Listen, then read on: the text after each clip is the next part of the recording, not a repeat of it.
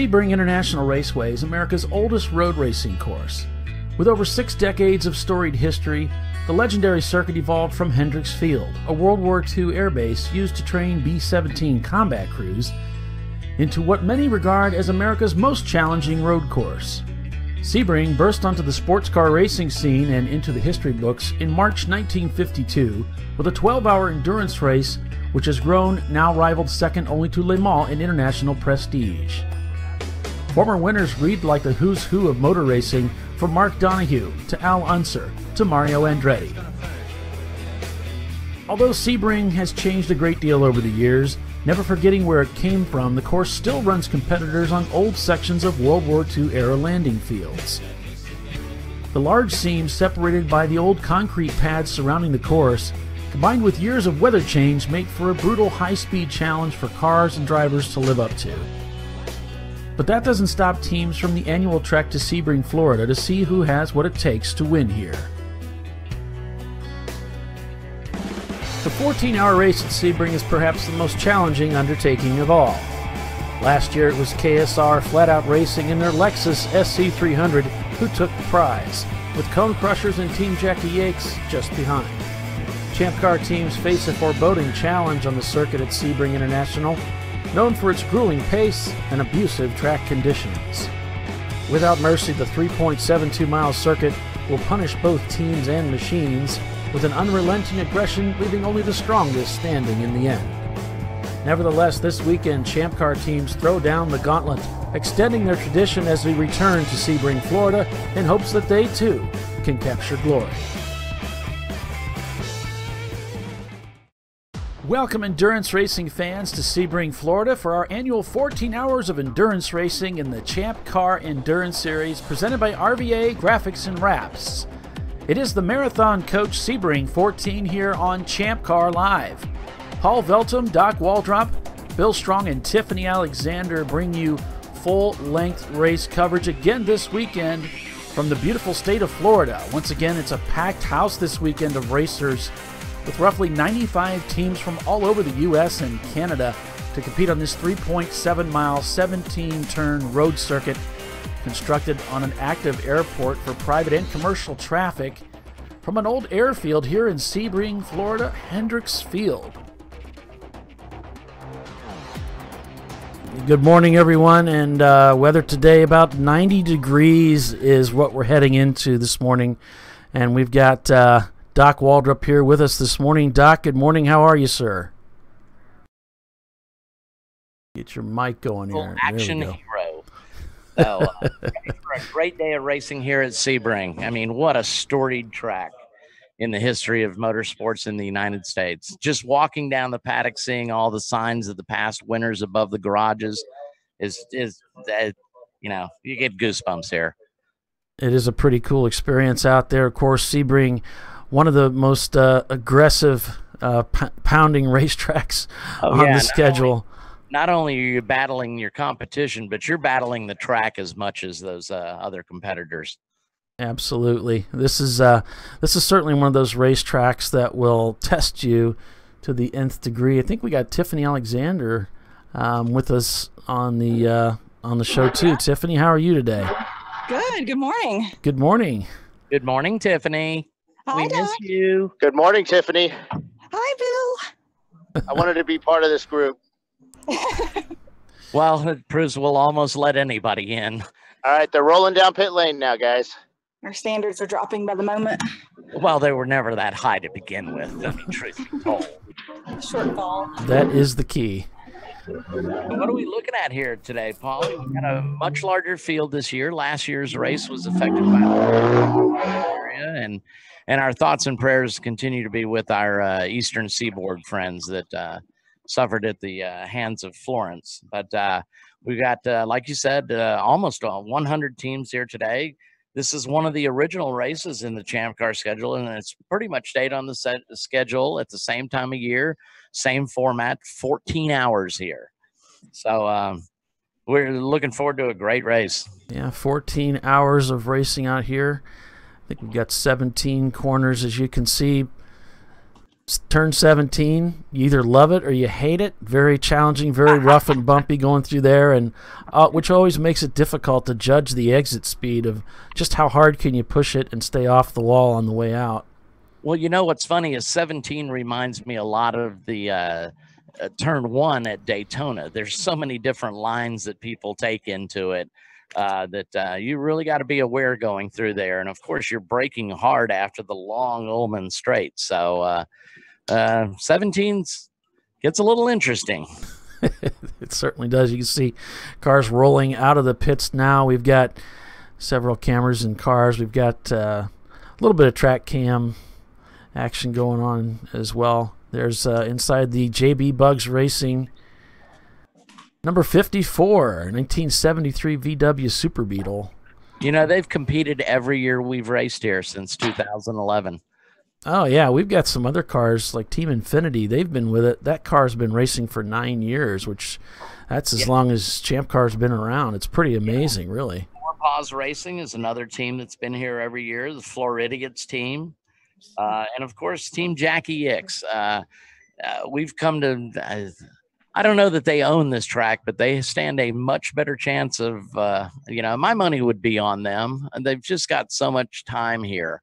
And they're a proven winner in our series. So This is their home track, right? yeah, exactly. So, I mean, there's a lot of strong teams here. We've got Cone Crushers here last year, and they've got one of your buddies there, Tiffany. Roger is going to drive that car, Roger Cohen. Yep. So we've got E-Racing. You know, Sebring hasn't been kind to them. Last year, they suffered a fire here. But can they break their string of bad luck? We'll see today. Ethan Lowe's here in the number 408. Got a lot of miles under their belts, but not in this car. It's a relatively new build. Of course, we got the Floridigat Motorsports team. They're chomping at the bit for a top 10 here. We've got ISC Racing, a couple of top 10 finishes here in their Class A Miata. Of course, we talked about JB Bugs. Not the best finishes here, but they are certainly a crowd favorite.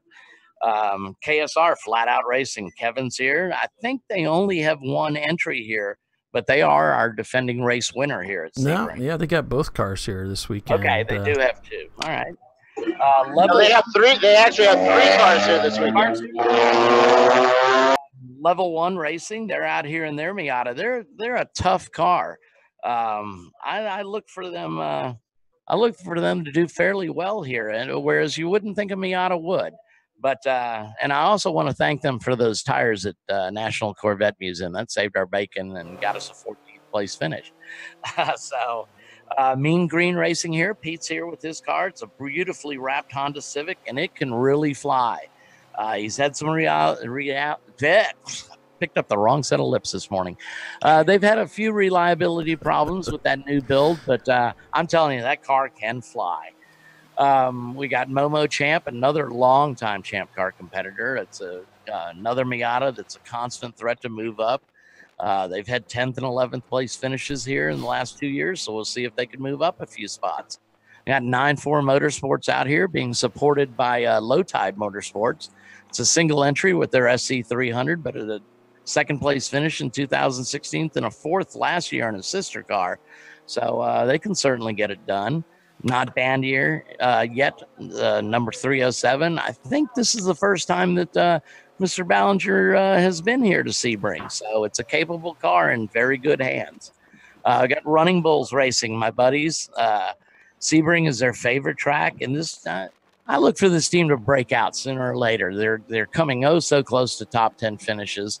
So we'll see how they do today.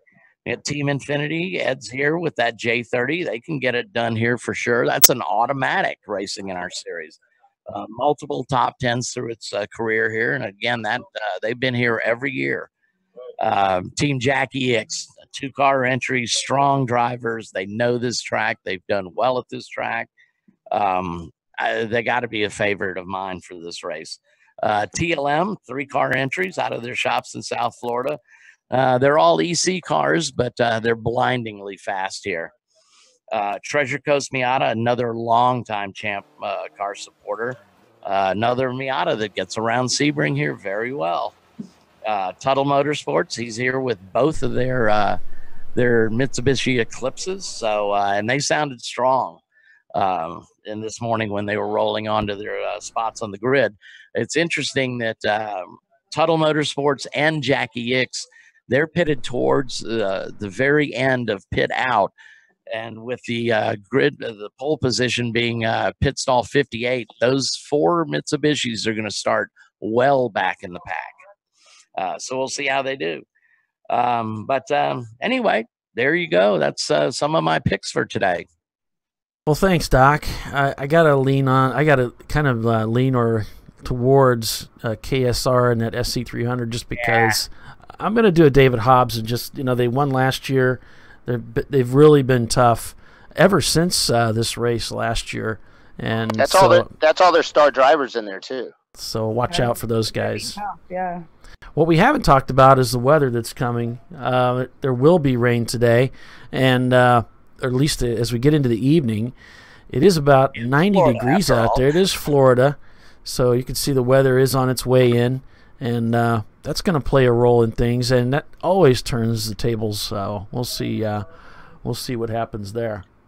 Pit cars are still under pace. They're on here on the main straightaway, filing past us.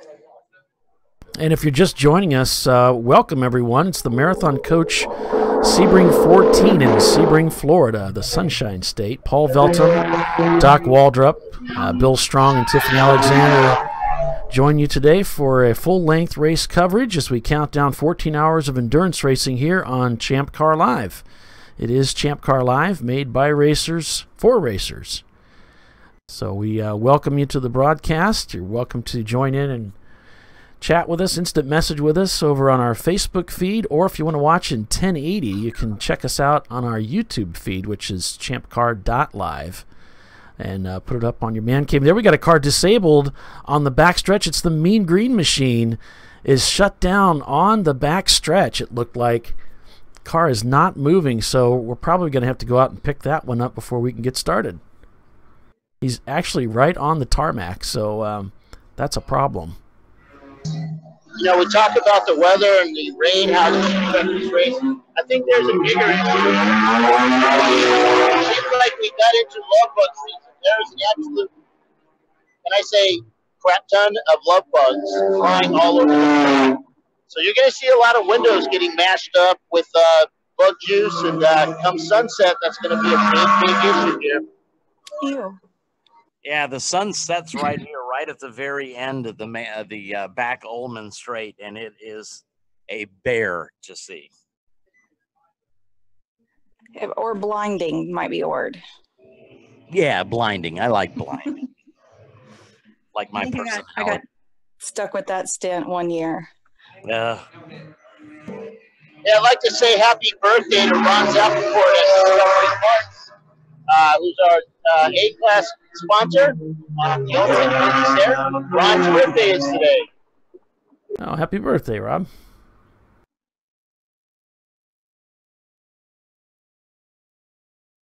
I'm glad y'all aren't going to make me David Boring has joined us on Facebook. David is not here this weekend with Running Bulls Racing, and we miss you, buddy. Look for great things out of your car today. Yeah, Running Bulls Racing, of course, a team that we interviewed here just about a week ago, wasn't it, Doc? We talked to them. To Michael Bulls. And so you can catch that interview over on our Facebook feed if you want to check that out. So yeah, just moments away from getting started here on this 17 course, 3.7 mile road course here in Sebring, Florida. Coming up on about 90 degrees out there. And we're expected to get some rain out there for sure. There's a pretty good breeze also from the west. That makes it bearable, but it is really high humidity. Oh, it's Florida. We've also got a camera in our sponsor for this weekend. The race sponsor is Marathon Coach, and we've got a camera inside their car, courtesy of Brew Crew Racing. Thanks, Doc, for lending us your camera this weekend so we could perch that inside their BMW. I'll be calling the race later on from the display they have out in the in the paddock. That is a beautiful motor coach. I mean, you walk in, it's like, rack. This is nicer than my house. I mean, it's just gorgeous. Yeah, folks, we're trying some new cameras this weekend, so hopefully they'll stay running and working. Hopefully you'll get a lot better picture this weekend. How's that look out there, Paulie, with the cams? Oh, so far they look great. You know, it's and it's, of course, it's Florida. It's beautiful out there, and this is always another one of those big races for us. You know, we're a packed field, over 100 cars again here this weekend. Here in Sebring, Florida, 14 hours, a traditional race for us every year. It seems like every time we do a show, the field is packed. We did Gingerman, we did, where was it before that, VIR, and once again here in Sebring, a packed field. Then we'll be at Pit Race here in a couple of weeks in Pittsburgh, or excuse me, in Pennsylvania. So that ought to be a great race. So make sure you join us for that. I'll try and join you, but I'll be relaxing on the beaches. And Pace truck is in. Pace truck is in. And starter has a flag in his hand, and we're green racing here at Sebring International Raceway for 14 hours. And so it begins. And the Riley car is passed by a Corvette. The Corvette takes the lead of a race in ChampCar, probably the first time that's ever happened. There's a Corvette in the lead of a ChampCar race.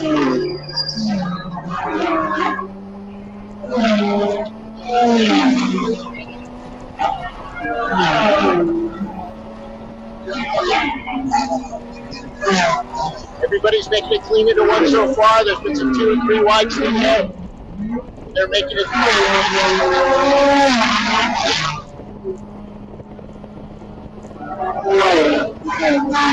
It's getting on the pit wall right underneath the Chevrolet bridge, and I'm getting pelted with sand and rocks as they come down for the first time. It's been a race here, and at least I think they're the track day last week. There goes the tunnel car in first, or in the turn 1. The green machine got going again. He's now going into turn 1. That's good. We like those guys. There's a few cars left to cross the finish, start finish here. Can't look down there. I'm just getting pelted with dirt. There's 3 cars, 3 wide into 1. 1 goes really wide. He's made it. Everybody's made through the turn. Yeah, we're on board with that marathon coach machine again, their BMW, as they're working their way around the track for the first time. In anger, as they say. I hope that Corvette stays in the lead. I want to see a Corvette coming down. Hold on. I think that's the car. That was the car that they had said it was in pretty rough condition when they bought the car, but they've done a lot of prep work on it, and they're pretty proud of all the prep work they have done. What pit number are you guys? What pit number are you guys? Wherever. 66? Huh? Wherever. 66 or? Okay, it's the other end. Sounds like Mean Green's not hitting their transponder. So they're trying to find them. They're on pit stall 3, which is at the other end. Well, Mean Green is the car that we reported stuck on the back straight. Yep. Well, here we're heading around the corner here. Maybe we'll see them as we work our way around the back side of the racetrack towards 16 here. Now onto the back stretch, it looks like. On board with the marathon coach machine. Well, the Riley team is up front with the KSR right behind them, the Corvette in third. And that E36 is quick. Powering by everybody on the back stretch, heading down into 17, a very tricky, very fast corner here.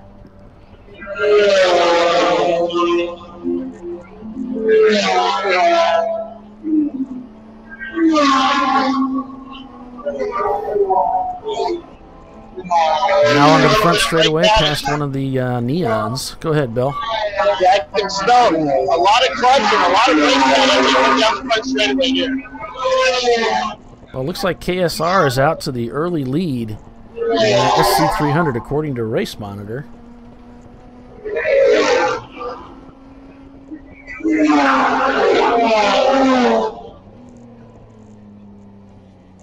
Oh no, we got one of the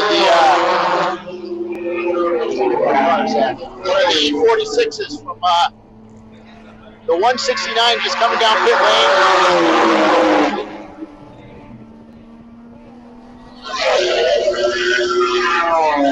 One of the TLM Motorsports cars. Yep. Talking to the driver. David's talking to the driver right now. They're looking at something in the car. They're out. Tell him to go. There he goes. So we're just getting started, everybody. If you're just joining us here for this 12-hour race at Sebring, Florida, it's the Marathon Coach Sebring 14. Paulie. Yeah. Go to Facebook, Champ Car, and somebody just posted up their video, their in-car video. A link to it. I think it's within the messenger on our ChampCar.live feed. Okay, if I get a second, I'll do that. Yeah, that's cool. Yeah, I saw it. All right. A lot of teams standing on pit lane here watching their team. Some teams, you know, they've been doing this for a long time. They're now going back under the shade to sit out the 2-hour stint. Stay cool. Mike Chiswick over there talking to one of the Cone Crusher guys. Having a good little laugh over there. So it must not be that important. Here come the leaders. There goes Riley, 427, 225 right behind him.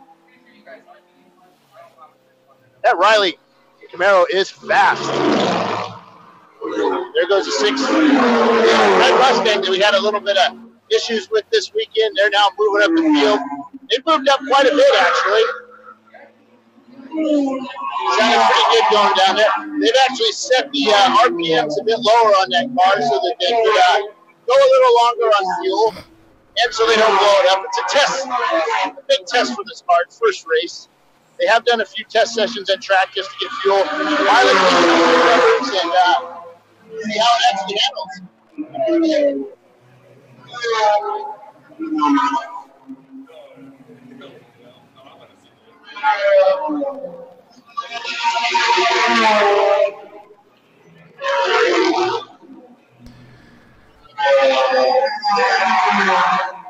Here comes one car in the pit lane. I would say some cars come down pit lane the first couple of laps. These guys spend big money to get out here. All it takes is one simple thing. It's an E30, which is a BMW 3 Series from many years ago, the number 382. Got their flag hanging out, their little lollipop hanging out to tell the guy where to go.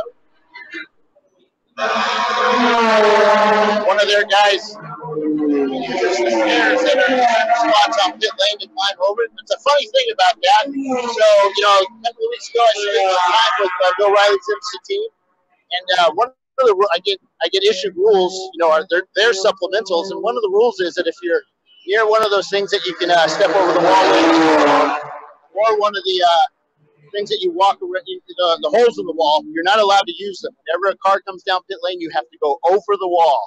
So you don't get any millisecond advantage of going around the wall. So I found that really interesting.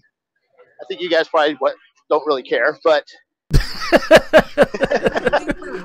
Well, it does matter when you're at the racetrack and you happen to be at that break. To remember that that's the way you need to treat it as a wall, just like everybody else. And we had that at Brainerd. We had a question about that. We just happened to be pitted right near the edge of the wall, and they didn't want us really right at the edge. They wanted us further back. So the 427 car, the Camaro, good, bad, and ugly, just took the lead away from KSR and their SC300. And we got ZR Nunn in third in the Corvette. In fourth is Crowd Control in their Mustang. And we got Cone Crushers now has moved up into fourth. As the ZR Nunn is falling down the running order a little bit, down to sixth. And the Lincolnfelder Racing team's up in fifth spot right now. So looking at Race Hero, there's a look at the current standings. You can go to racehero.io if you want to follow along with your favorite team. Oh, and there's another Mark Miata blow up down the front straightaway, number 850. That's some stroke. No, he's spinning. He's spinning. Down the front straightaway. We got cars all over. Oh, it's huge. You cannot see down the front straightaway at all. It is bad. I don't see any cars. I see one car stopped. I don't see anything else. It looks like he saved it off the wall. Trying to get it refired or perhaps waiting for a break in traffic. Car fire.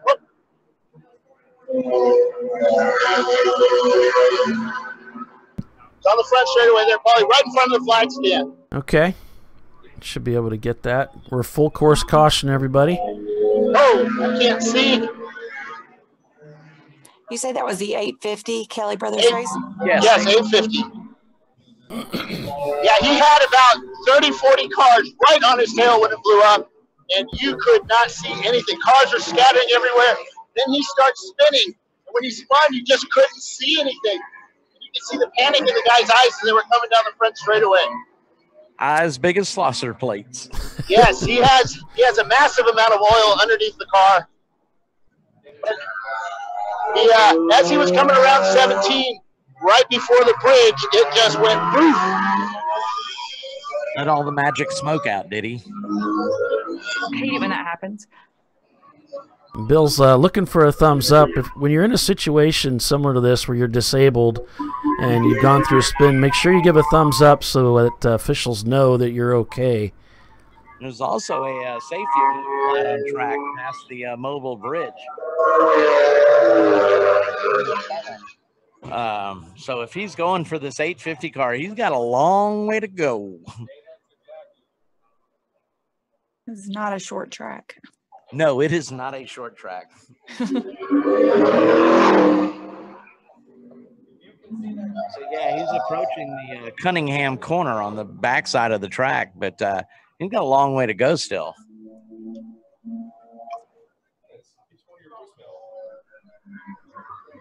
Want to welcome Chris Huggins.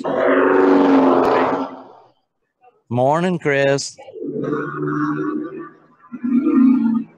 Chad Kaneda says,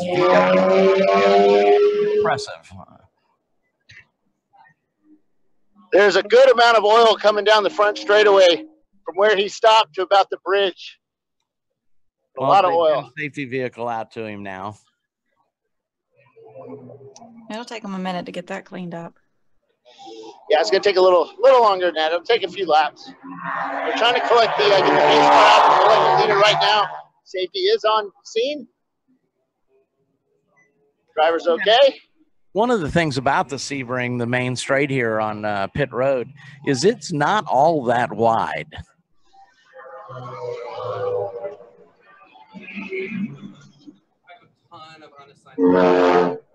Of course, they've done some bridge work out here, which changes the accessibility of the track. Looks like they're working on, was it the front straight bridge that they're replacing? You know, I'm not really sure. You know, I expected massive changes when I got here. They've got 850 on the end of a rope. They're waiting for a break in traffic because he is sitting perpendicular to the track. Right. Now they've got him. So just as the teams were... Oh, keep that line taut, buddy. Yeah, just as the teams were starting to get acclimated to the track and get warmed up and get in the groove, one of our competitors lost an engine on the front straightaway and probably got oil underneath the rear tires, which put him into a spin. Looks like he didn't collect anybody, but it was a pretty scary moment. He kept it off the wall, but there is a large puddle of oil down there on the main straightaway. He's trailing a little bit of oil as he was towed off, so they're looking at that as well. Probably would have preferred to put him on a rollback, but I'm not sure how many rollbacks we have out here. There is a thin streak of oil down the front straight, but it's very thin. It's not like it's a you know, a foot wide.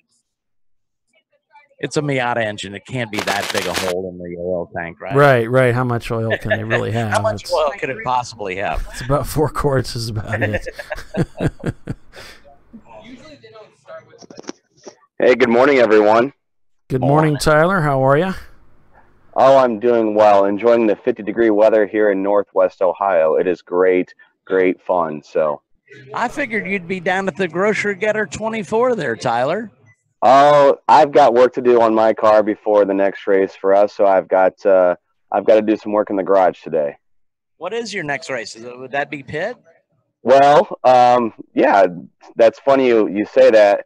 I'm actually going to take my car up to Pittsburgh to test and possibly race it, depending on what the other car does. We're, you know, the first gen that was out at Nelson Ledge is the ARC-7 for GMS Racing. We're trying to get that figured out and race that.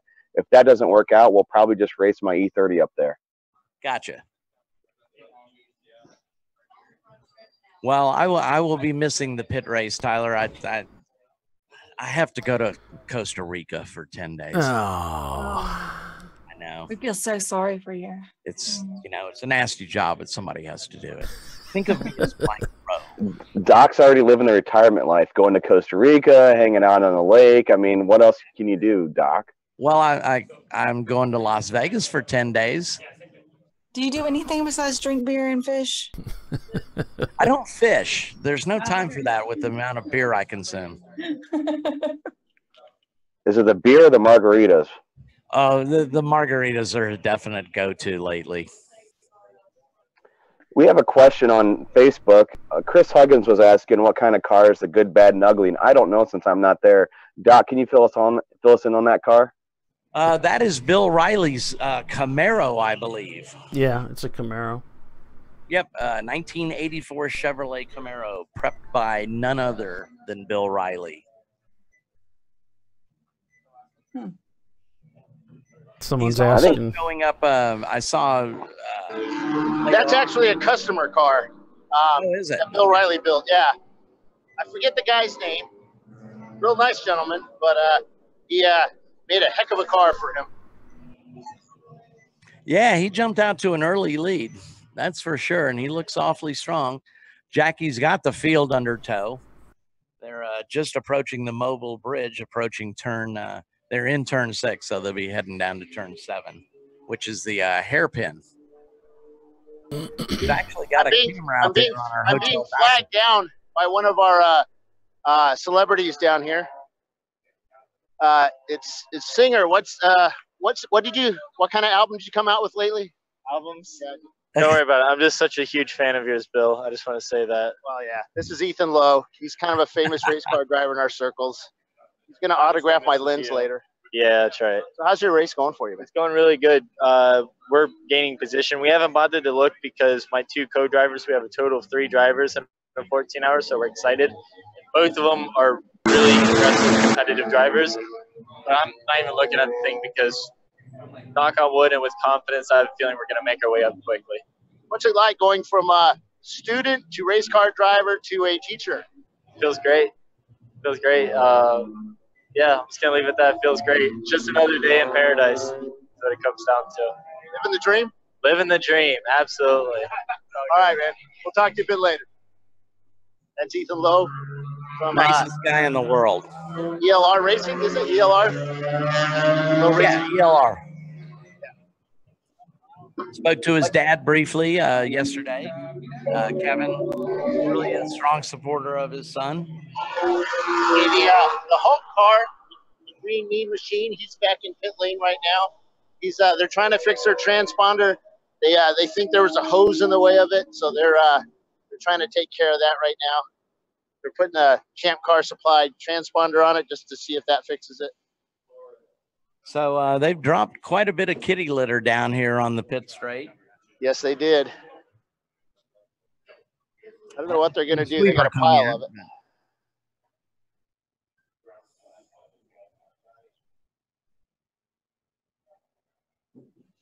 Still got one truck on on the front straightaway, but they have a pile of sand there. So it's so high that if one of these front runners hits it, it's going to put them up on 2 wheels. It's not quite a sand dune, Bill. That might be fun. It might be like the trophy truck racing. Yeah. Oh, we have a tractor in the lead. It's a green tractor. He is now in the lead of this race, coming down the front straightaway at about 5 miles an hour. And he will That's be. what we need to have. He'll be DQ'd due to not having the appropriate stickers on the side of the car. Yeah, he is. He does not have the windshield banner, of course, that it shows RVA Graphics as our title sponsor. All right, doesn't have the marathon coach sticker on the side. And I'm pretty sure those aren't Maxxis tires. Stand back. Stand back. They got the big blower going. Oh, this is going to look like a dust storm. That's a big tractor. That is a big tractor. It is a John Deere tractor in the famous factory color racing scheme. Isn't there a song about somebody's big tractor? Yeah. What is that? Truck. I don't know. No, isn't there? Oh, the song is Big tractor, big spill. I think the tractor. What is it? Your tractor's sexy or something? I don't know. I don't listen to country and western. But yes, that is one of the Team John Deere tractors. It's a so far all I've seen is a single tractor entry from that team. Well, we're going to talk to the resident John Deere specialist. What kind of tractor is that, Mr. Michael Chiswick? It's a Deere 6120E. It's a pretty powerful tractor. Four-wheel drive, probably around 110 horsepower. Yeah. So what class is that? It could lead it just fine. Just think it'll be very fast, about 20 mile an hour top speed. What class would that be in? I think we have to put that in EC because the displacement just doesn't match up with our A through D class, you know. Gotcha. Okay. Doc wanted to know what class. Clarifying that, yeah. So how's the race going so far, Mike? Didn't we just start? Yeah. I'd like to know how the Miata got sideways on the front straightaway, and it looks like it dumped water on the track. That's what it's cleaned up. Whatever it was, he was sliding it because I was down there watching him, and then all of a sudden you couldn't see anything, and it was like the Hindenburg went off, you know, where just some guy was screaming. It was just so insane. Well, I missed it. It doesn't look like any damage to the car, so maybe he just locked the motor up and he lost control of it. Maybe I'll go talk to the team later. Yeah, he kept it off the wall. Yeah, that was pretty wild. He didn't get hit by anybody because you honestly could not see down the front straightaway. Very cool. Hope somebody got it on camera. Bill. Oh, yeah, I did. Oh, wait, I didn't have it on. No. Great, Bill. Great. All right. Actually, somebody did. I've got a video of it. I'm working on it. We got a video of it. Great. Cool. There's this one time that my team actually had a yellow flag that we caused when we were in the pits. All right, we got black and it was flag. pretty awesome. 54147, passing under yellow. There's going to be more cars added next. We had a lot of passing under yellow.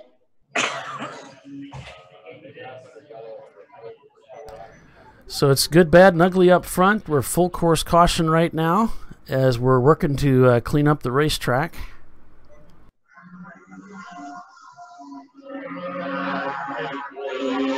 KSR and the 225 car, the 95 Lexus SC300s in P2. Do we have a car number or anything on the car that lost its engine? Was that 850? Yeah. Kelly like Brothers? Hey, guess what? Our technical inspection department is doing an inspection on all the fire extinguishers and the you're doing an inspection on all fire extinguishers? Yes, we're looking at them all. And the fuel dump can? Or the catch cans? Oops. I'll get right on it, Bill. There you go. Yeah, we're going to make it a habit now of inspecting everybody's fire extinguisher as the race starts. What is it, 10-pound fire extinguisher? And it must be in the green. The last race, we had a bunch of guys with extinguishers that were in the other color, which is not green. And they got their wrists slapped and they couldn't pit until they got a good one. And then they also had the incorrect catch cans for their fuel stops. So we're going to be checking at all future races, guys. So you got to have your stuff together. Just want everybody to be safe. Yep. Yep. Plus it gives us something to do too. Yeah, give everybody a hard time. It's part of the deal. That's right. Keep racing. Hard time given for nothing. All right, so we're going to step away for just a moment here. Take a look here at Sebring International Raceway. Hello everybody, this is Jonathan Bomarito, driver of the number 70 Speed Source Mazda prototype in the Tudor United Sports Car Championship. I'm going to take you for a lap around Sebring, famous Sebring circuit, for our 12-hour race. Okay, this is the pit out. Now you have to, it's a really wide pit out.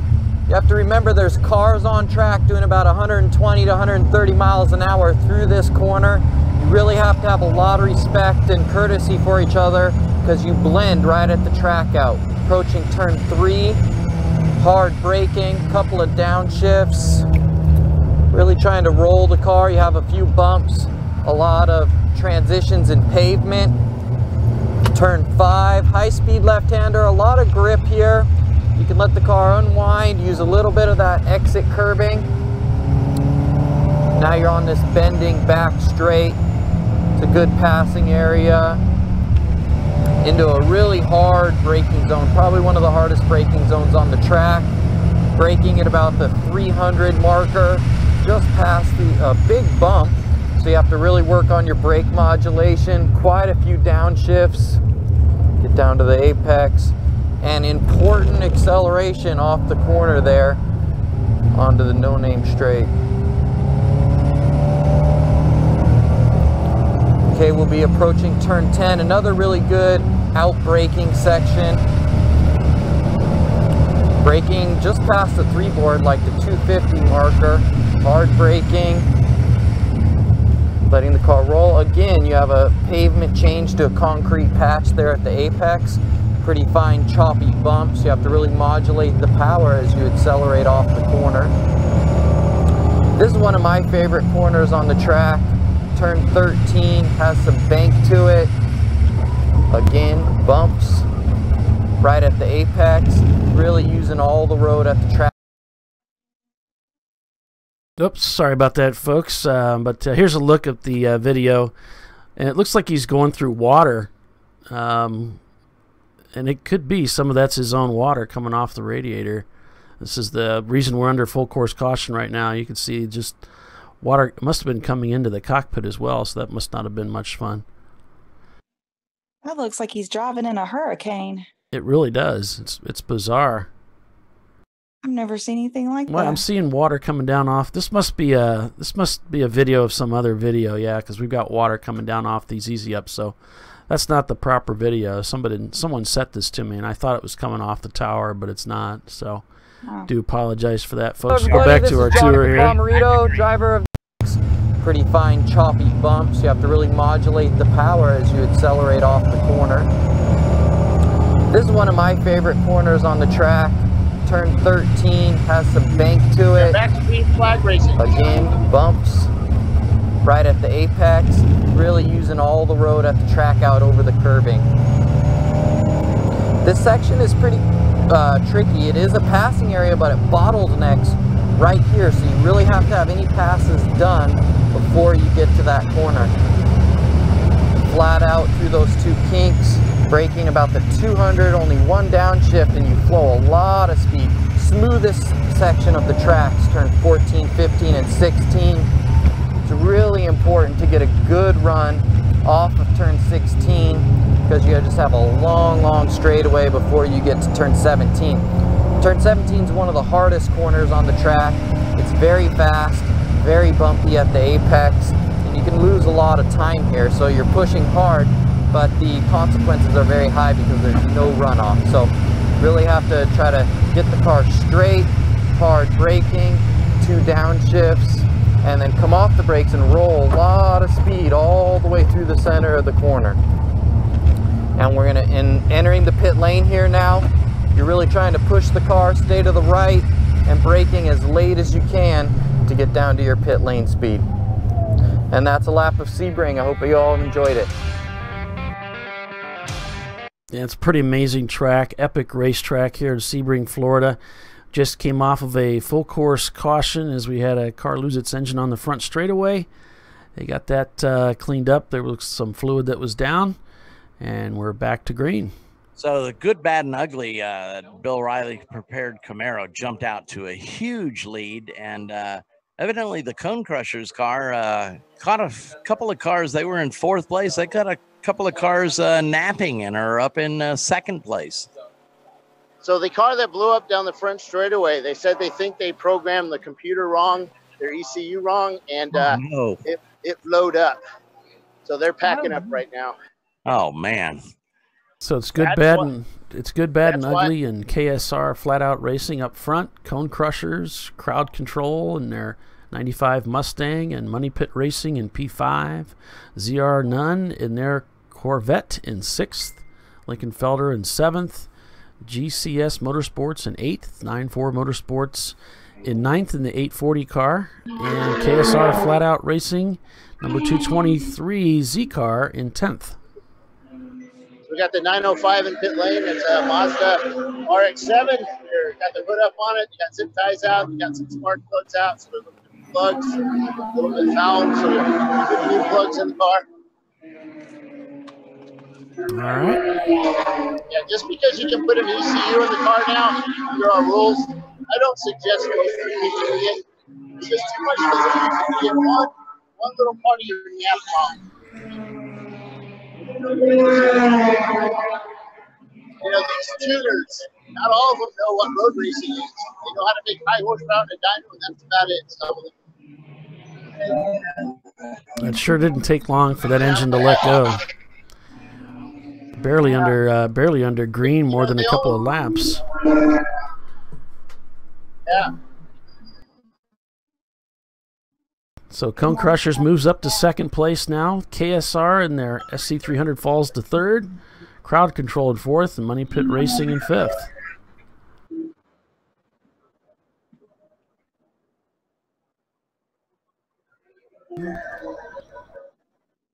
I've got some conflicting information on timing and scoring here.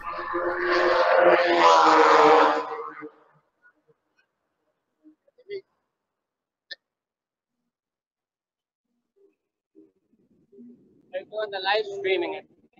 I'd go with Race Monitor at the moment. Is it going across the internet? Got He's got it on YouTube. Okay. Go ask him. Yeah, I'd go with Race Monitor right now because that. I know that car is not in the lead that's shown on Race Hero. All right.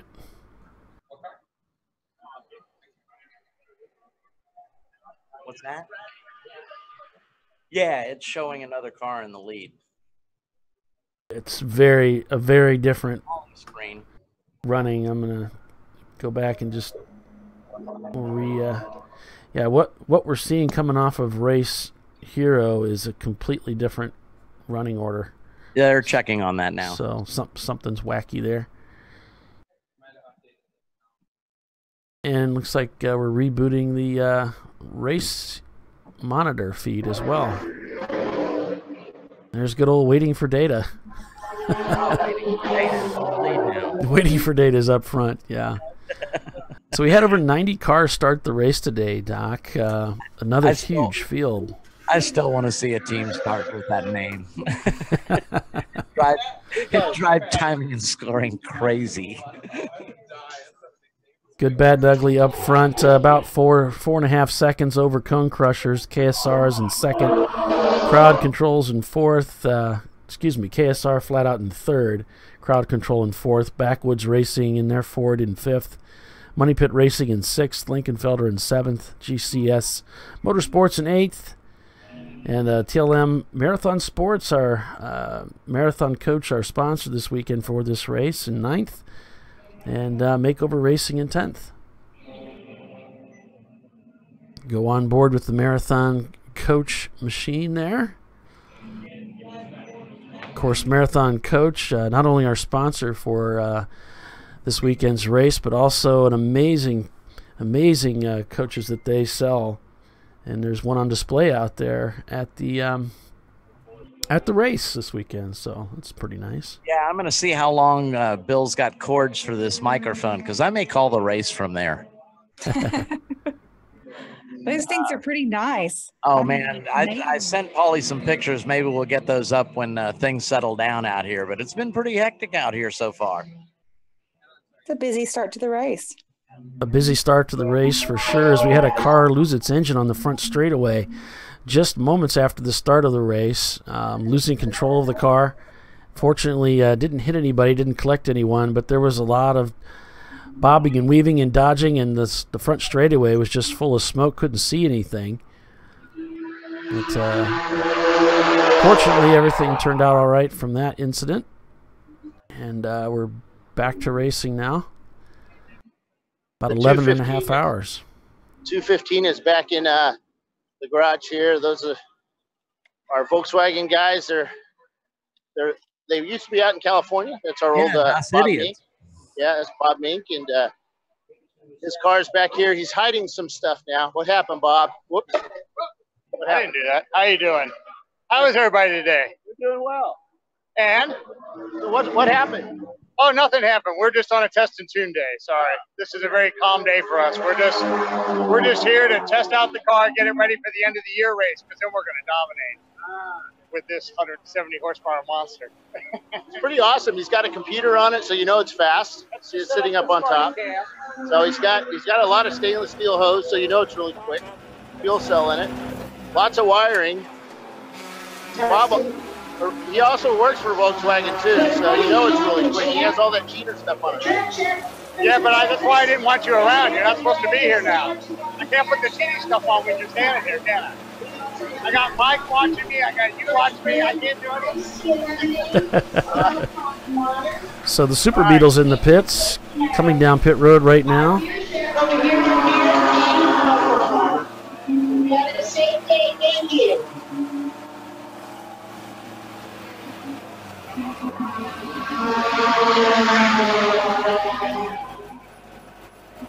Oh, it's nice in the shade. And it's nice in the cars, too.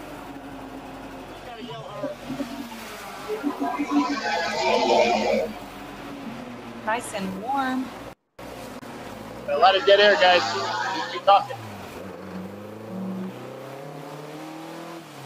Turn the floor over to you, Bill. If you want to mute your microphone so we can get rid of the background, maybe we can talk.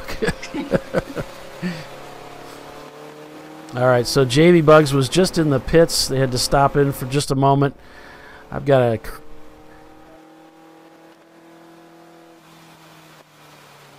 That's cool. So 352 just came down pit lane, really slow, looking for his pit. Didn't find it. Now he's found it. We got some cars in black flag right now. They're getting spoken to. There's finger pointing. There's some arms going up in the air, and I'm just making that up, guys. But they're getting spoken to a stern way. Most likely 147. Most likely for passing under yellow. We had a lot of that during the smoke bomb. It must have been a very quick stop for JB Bugs, because I see him entering turn 7 right now. Yeah, they're back out on track now. So I'm kind of down here. I'm going to go talk to them, find out what happened. I'm almost there. I need to get one of those Segway skates. Did you see those I posted up the other day? You just hurt yourself, Bill. Lies. That might make for good video, though. That is true. What pit lane are they in? Do I have a...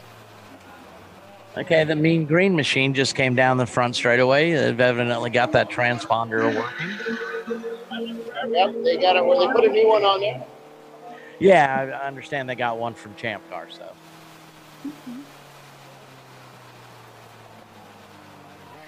so. So Doc, who's your pick today for the to win, so we can do a double or nothing bet? Oh, let's see. Oh, you want a double or nothing? I'm gonna have to pick one of the KSR cars. All right, I'm going with the number 307, not banned yet racing. Ah, James Ballinger's car. I'm going to pick that one to win today. They're pretty quick. They've had some bad luck.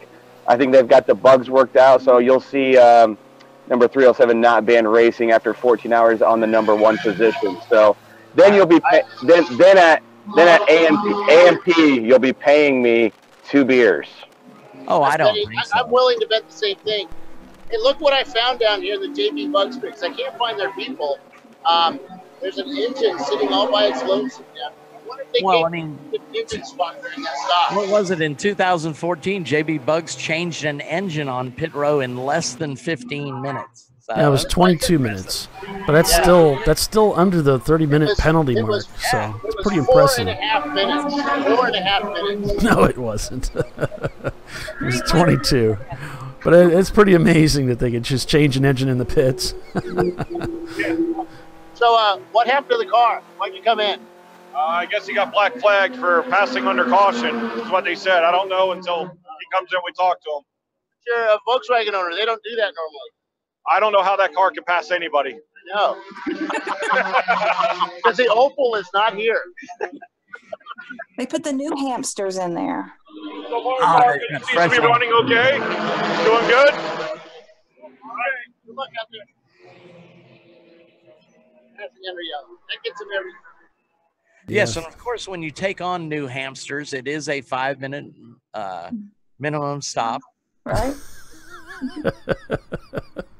So I'm down here with James Ballinger, who just took a bite of food, and that's the best time to interview him with his Band-Aid on his nose. So you just got picked by Tyler Pedersen to be towards the front a little later on. So what do you feel about that? I believe I hope it holds together. Tyler claimed he would I hope win, the car holds together. not near the front. How's the car? The thing here is He's beer riding just on making this. sure that something isn't going to rattle off the car.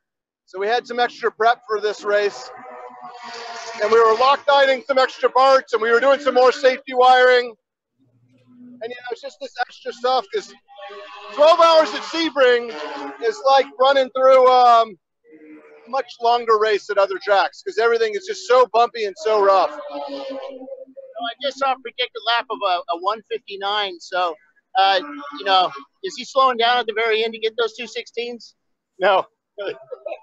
It's Drew in there. So he's going all out all the time. The biggest trouble we have with this driver is making sure that he drives conservatively enough to not throw it off the track. So we can't hold this guy back. He's all over the place all the time. Nice having a guy in the car. You don't have to wear tall shoes and have a lot of padding behind the seat. He is the shortest guy. And our seat is not ideal for short drivers, but it's not ideal for tall drivers either. So we're able to fit everybody from about 5'5" or 5'6" to about 6'5". Nobody under like 5'3" or so. You can't have your race. I think Drew's about Joy's height, but I don't know. The Leprechaun is a little on the short side. You have that sticker on it that says you must be this high to drive this car, right? The what? You have the sticker on the car that says you must be this high to drive the car. Yeah, we should put that on there. There's also great from California. You must be this high to drive the car. Yeah, but we have enough adjustment in the seat, and we got everything sorted, and we had to make sure, okay, our tallest driver's okay, our shortest driver's okay. And I drive in the shortest driver position because I've got stubby little short person legs and then this tall person torso. So it's just a weird setup for some drivers, but everybody does pretty well. We're actually looking at a different seat for the future. And we don't have a halo seat now, so we're definitely going to change that. It is really nice, especially if you get in trouble. You what? It's nice when you get in trouble. Yeah, it is, for sure. It just keeps you, bouncing around. You get a lot of bouncing around out there this weekend, so. Yeah, I've heard stories. This is my first time at Sebring that some guys are bouncing around so much they can't see straight on the back straight, that it's just kind of a fuzz because it's moving so much. So I've got low back issues. I got a fracture down there with the spine, so we're gonna see how that works. I just saw 110 as a predicted lap, so that was pretty good. Yeah, we've got 16. telemetry system, and usually we use it for failure warnings. So we get to see is the coolant too hot, is the diff over temping, is there fuel pressure problem, battery voltage, and that kind of thing. And that's your unfair advantage. I mean, it's telemetry. It's just showing what we have in the car, and we actually publish it, so anybody could go to it on it's Podium.live, and then this is at ChampCar Sebring, and there are a few other cars that come in and out, but you can go in and just see what the parameters of the car are. That's pretty cool. Even gives you a track map where you guys are at. Yeah, it's right there, and you can see us moving on the track. And that one is forced onto AT&T or some GSM systems. So we've got another one that works on Verizon. And so that one's just sort of a homebrew setup that we just see with basic parameters. It's just one of those things that we were able to do in a couple days and be able to show it. Kevin Smith down here. Come down and smile. Yeah, I came to ask James for something. All right, we'll let them talk. Have they been to Sebring before? No, he's never been here. Yeah, Okay, this so is this is the Bounder's first time. Okay. first trip here. So guys, Down pit lane, and the 499 is in pit lane. They've got the hood up on the Porsche. They're checking the oil. They're doing, looks like they added some stuff to it. A little bit of smoke coming out of the engine bay, and it looks well oiled too, by the way. Sorry, back to you, Paul. I was just gonna say, somebody, Pinto Dave over here on YouTube mentioned Sebring has the most elevation change of any track in the country because it's 3 inches at a time all over the racetrack due to the bumps. You're always up and down. That is so true. That is so true. Oh, we got another car down pit lane. It's the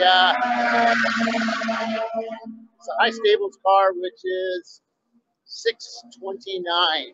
Oh, it looks like they're going to jack up the front of the car. I think that's a Honda. They usually do the axle issues. They're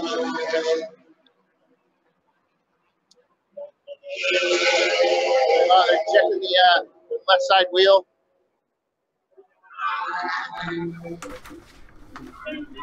Hey, can someone go tell James Ballinger that he's racing 14 hours and not 12 hours so then he can win the last 2 hours? I hope he doesn't stop at 12 hours and think he won. No, I heard that. And I was just going to let him do it.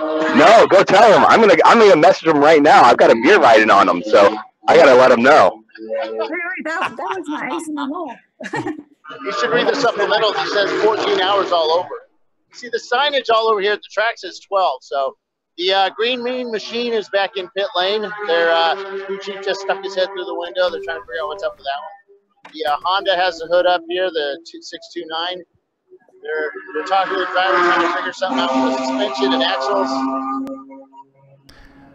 So, Tyler, you figured out my nefarious plan, eh? 382 goes down pit lane. Yeah, I figured it out. I figured it out, Doc. So I'm going to make sure that they win. So I find it interesting. We got a Lincoln riding in the top 10. Don't know the last time that happened. And then we have 2 Mustangs in the top 5. This is an interesting top 10 with 46 minutes in already. That Lincoln last year was up in the top till it broke at the end, wasn't it? Doc, yeah, Lincoln Felter. Yeah. So Tyler, just keeping in the back of your mind that age and treachery. Our Mercedes from last year, remember that car with our killer driver? That pulled out of the races. They had some issues with the car, so they're that's the Renworks number 190. Yeah, they pulled it out last night. We're on board with the Marathon Coach BMW right now as they're pedaling around the racetrack.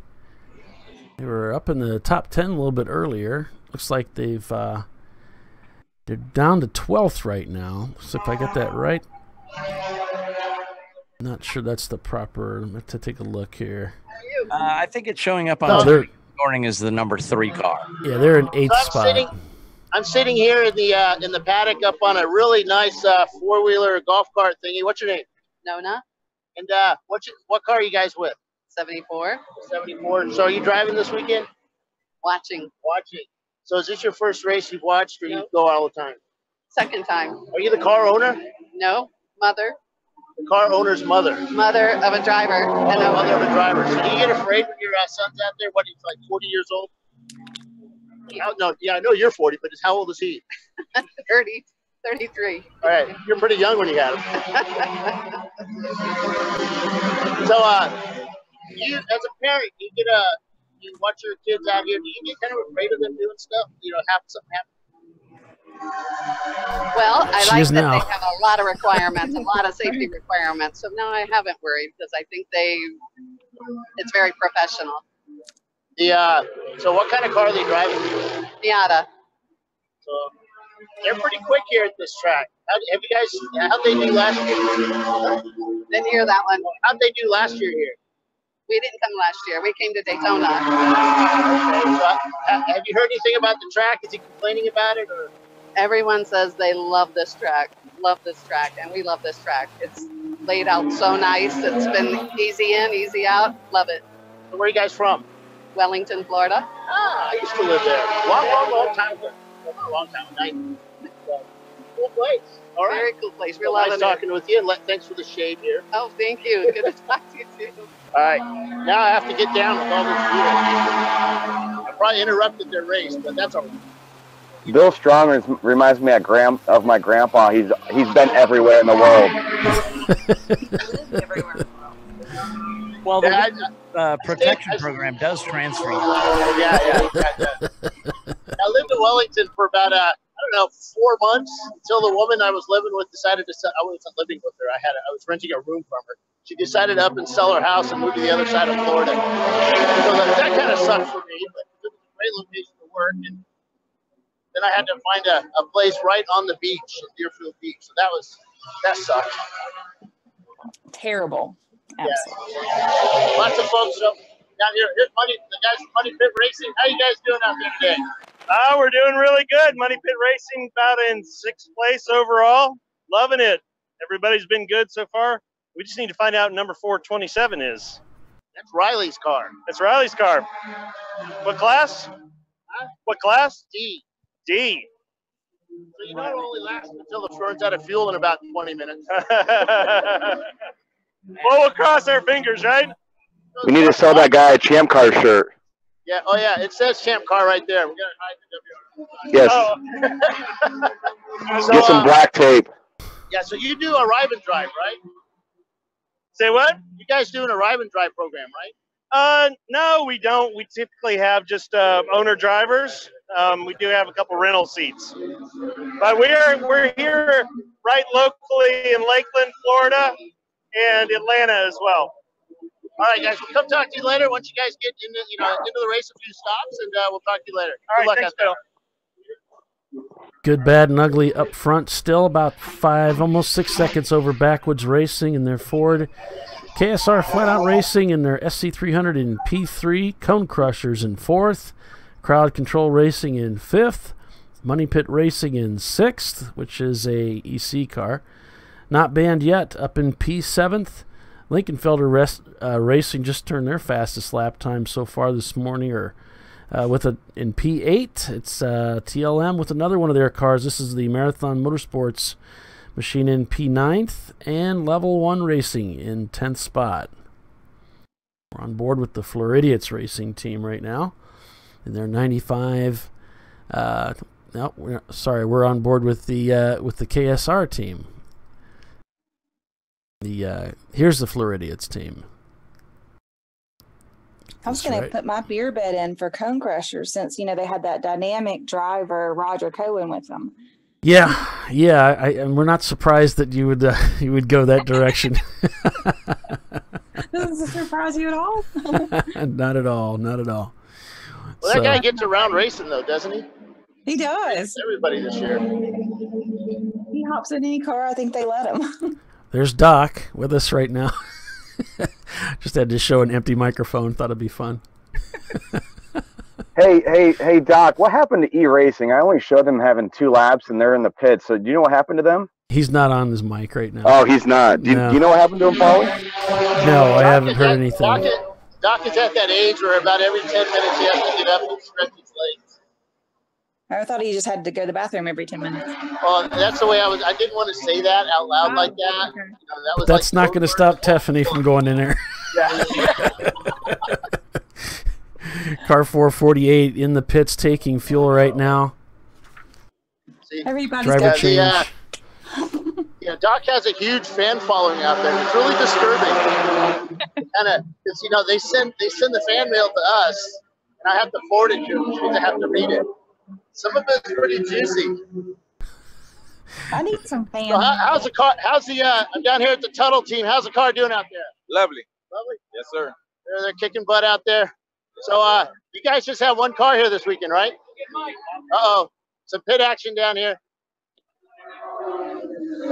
They're looking for Mike Tuttle. So Brian's in the car now. He started off. He said he was fastest. So they've got some, they're running after their guys. Why only one car this weekend? 2 cars. We have 2. Why only 2 cars this weekend? I don't know why I thought you only had one. 2 cars. It's all those drugs in the 70s. Sorry. So what's wrong? Apparently someone didn't do their homework on pit assignments. No. They're running pretty good out there. Well, they're putting their helmets on. You gonna do a fuel stop? We're gonna be doing a fuel stop. Okay.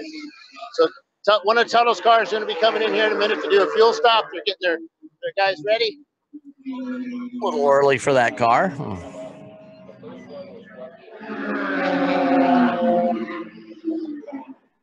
Yeah, we're only an hour in. Uh-oh.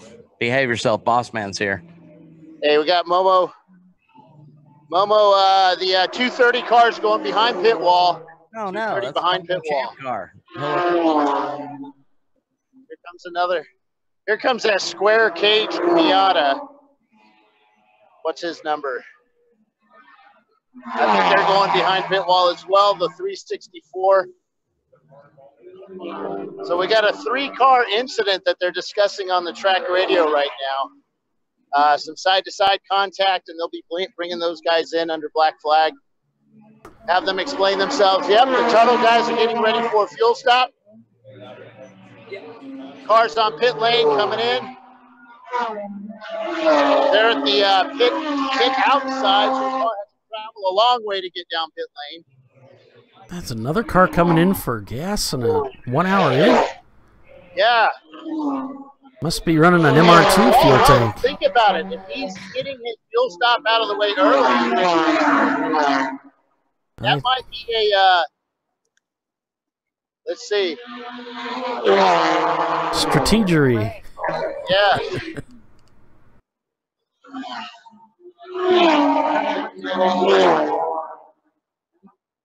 Is 1984 Chevrolet Camaro. Here comes his car. He's got some huge tires on this car now. And he does have some damage. He does have some damage on the car, the 108. Or does he? Is that body work? Or yes, he went off track. The 108 went off track. He's got the whole front end. The splitter is missing off the left-hand side of the car. There's damage to the left-hand side, to the fender. Can't see who's. I think that's Mike or Tuttle's son. There's grass up in the front grille. They're putting fuel in it. They're going to have to do some work on this front left here. If you can see the damage there. Yeah, we can see it, Bill. All the way down the side too. That sounds like got to do with tires or something. Yeah, yep, that's what I got. He's got a donut in there, so there's some damage there.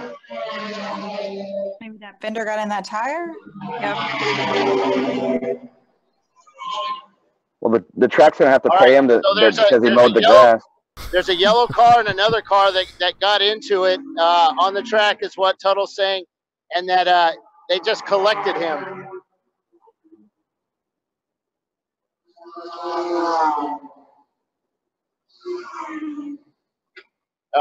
And he drove out at black flag before Jimmy was done talking to him, so he's going to get a talking to.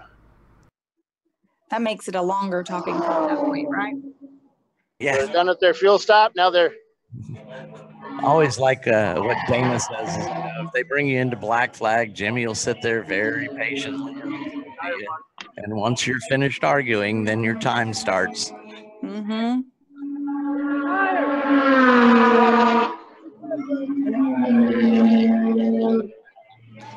I think that's one of those situations where there's only a couple of right answers. Yes, sir. And I'm sorry. And yes, sir. Yeah, exactly. That's the only answers available. Yes. They the Tuttle guys, they have some huge tires on the front of this car now. I think they're like 275 or something. 235s. I don't know. They're big tires. They're going to jack up the car now. KSR and Cone Crushers nose to tail right now. That's a fight for P3 right here.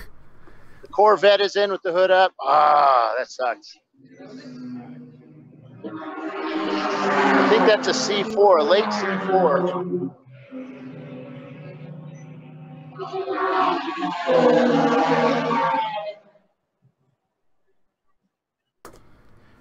So they're jacking up the front left on this car here. Oh, they've got to fix they lost their air box. They're pulling that out. They had an air box that was collecting the air for the brakes, so they had to pull that out of there.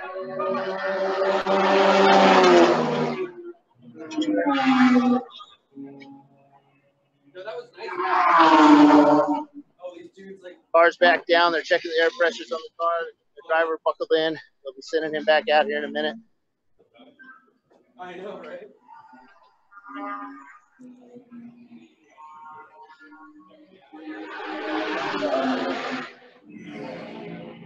Doing a real quick inspection on the car. And the Superbug looks like it's behind the wall. Let's see if we can find out some information from them on what's going on too, unfortunately. That's at the other end. Run then, Bill, run. You got 14 hours, so we got time to get down there. Yeah, but I don't want to wear myself out too quick. That's about how long it would take. I didn't say we'd get to it right away. I said we'd get some information. I got a question. How are the new cameras working out there, Paulie? Well, I like most of them. We've got some of that issue with the outside being overexposed. But other than that, the frame rates are pretty good, and they're not quite as wavy. The 486 is out pit lane with the hood up. Guys standing around looking at the engine bay.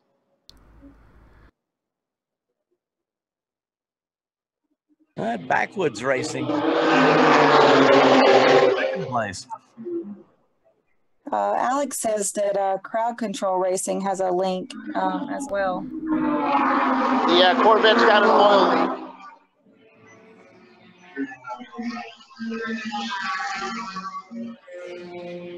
Is that going to channel, or would that be sports channel? I'm sorry, I couldn't hear you.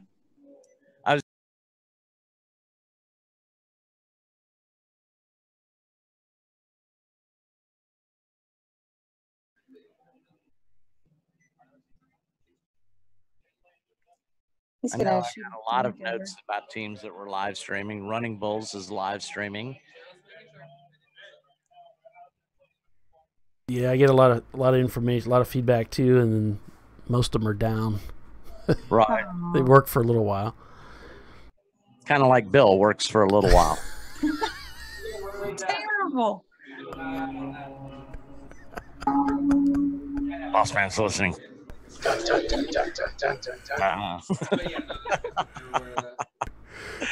So anyway, it's again, it's a beautiful day out here. We're expecting rain later on, but right now it's just gorgeous, and especially since there's a nice light breeze blowing, so I'll keep some of the heat down. Does that mean you're in the air conditioning? Why, yes, I am. It's in my contract. Okay. I've got a great agent. He writes a mean rider. I did notice there were brown M&Ms in the bowl, though, so we'll have to have a little discussion after the race. We'll chat about that, yeah. So we've reached the top of the hour. We're going to step away for a quick break. We'll come back and give a full rundown when we come back. Good, bad, and ugly leading the race here at Sebring International Raceway. Back in a moment, folks.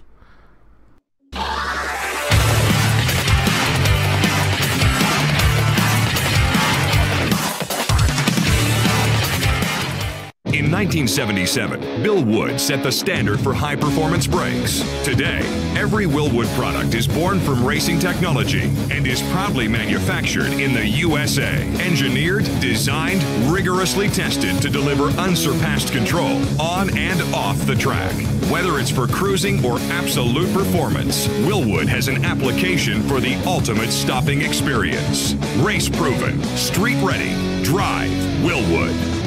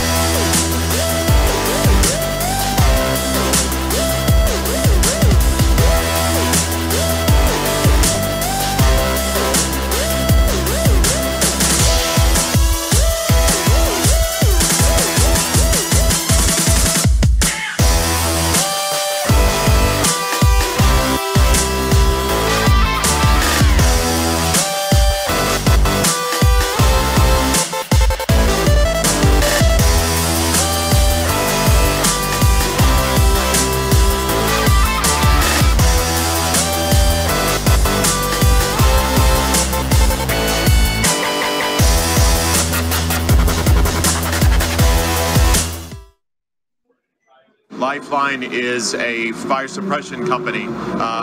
We focus on innovation and leading the market in the fire safety category. What's important to us is that we keep drivers safe, that we keep teams safe, that we spare equipment. It's motorsport, it's a dangerous environment. We certainly have gas and oil and combustibles that we're carrying along in a very dynamic environment. Fire is not uncommon. It's our job to put out the fire, make sure our drivers walk away safe, and make sure we can keep doing that. Our market-leading product is a Novec based. It's a 3M Novec fire suppressant. And what really makes us special is the delivery system. This new 8865 3620 system puts that Novec, two separate systems, puts Novec in the cockpit, Novec in the engine bay in less than a second, immediately engulfing the area with a fire extinguishant. So by flooding the area that quickly, we're able to actually put out fires, save equipment, save our drivers. Obviously, that's the most important part. As we continue to develop, as we continue to push and innovate, we're really working hand in hand with both motorsports and military. So what does a Wayne Taylor race car that's going around the track at 180 miles an hour have to do with a personnel carrier? Very harsh environments, as we're at Sebring and this car is banging around, and the stresses on this fire system, again, to make this piece live, so that it's available, so that it will put out a fire when it's called upon.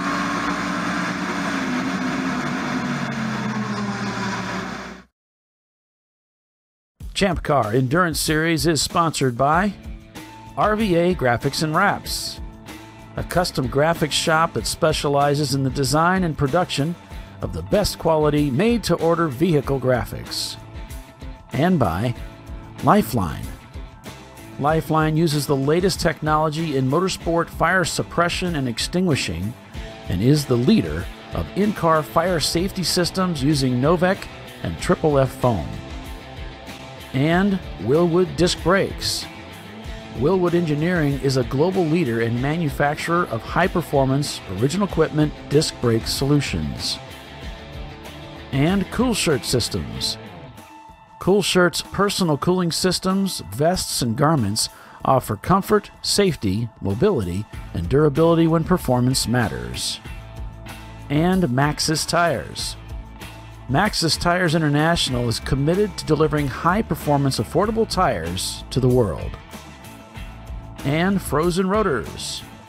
Premium cryogenically treated brake pads and brake rotors by Diversified Cryogenics. And OMP Sport, one of the world's leading manufacturers of safety equipment and tuning accessories.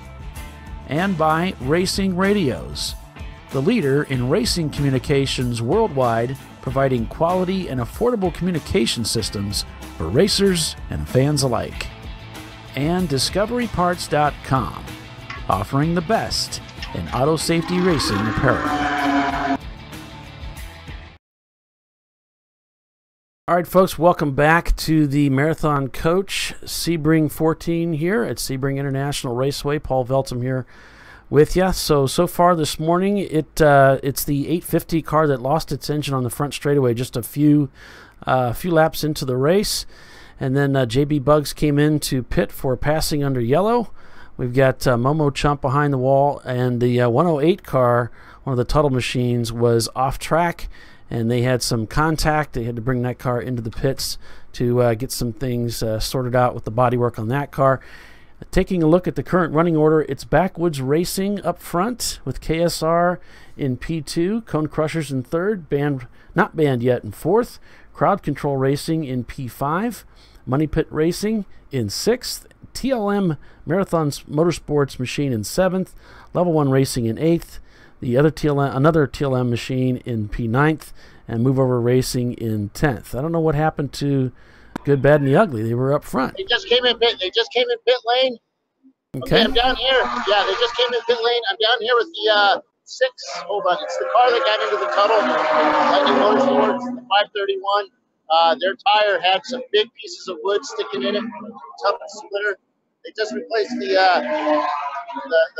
right front suspension on the car. They're getting ready to put that car back out on track.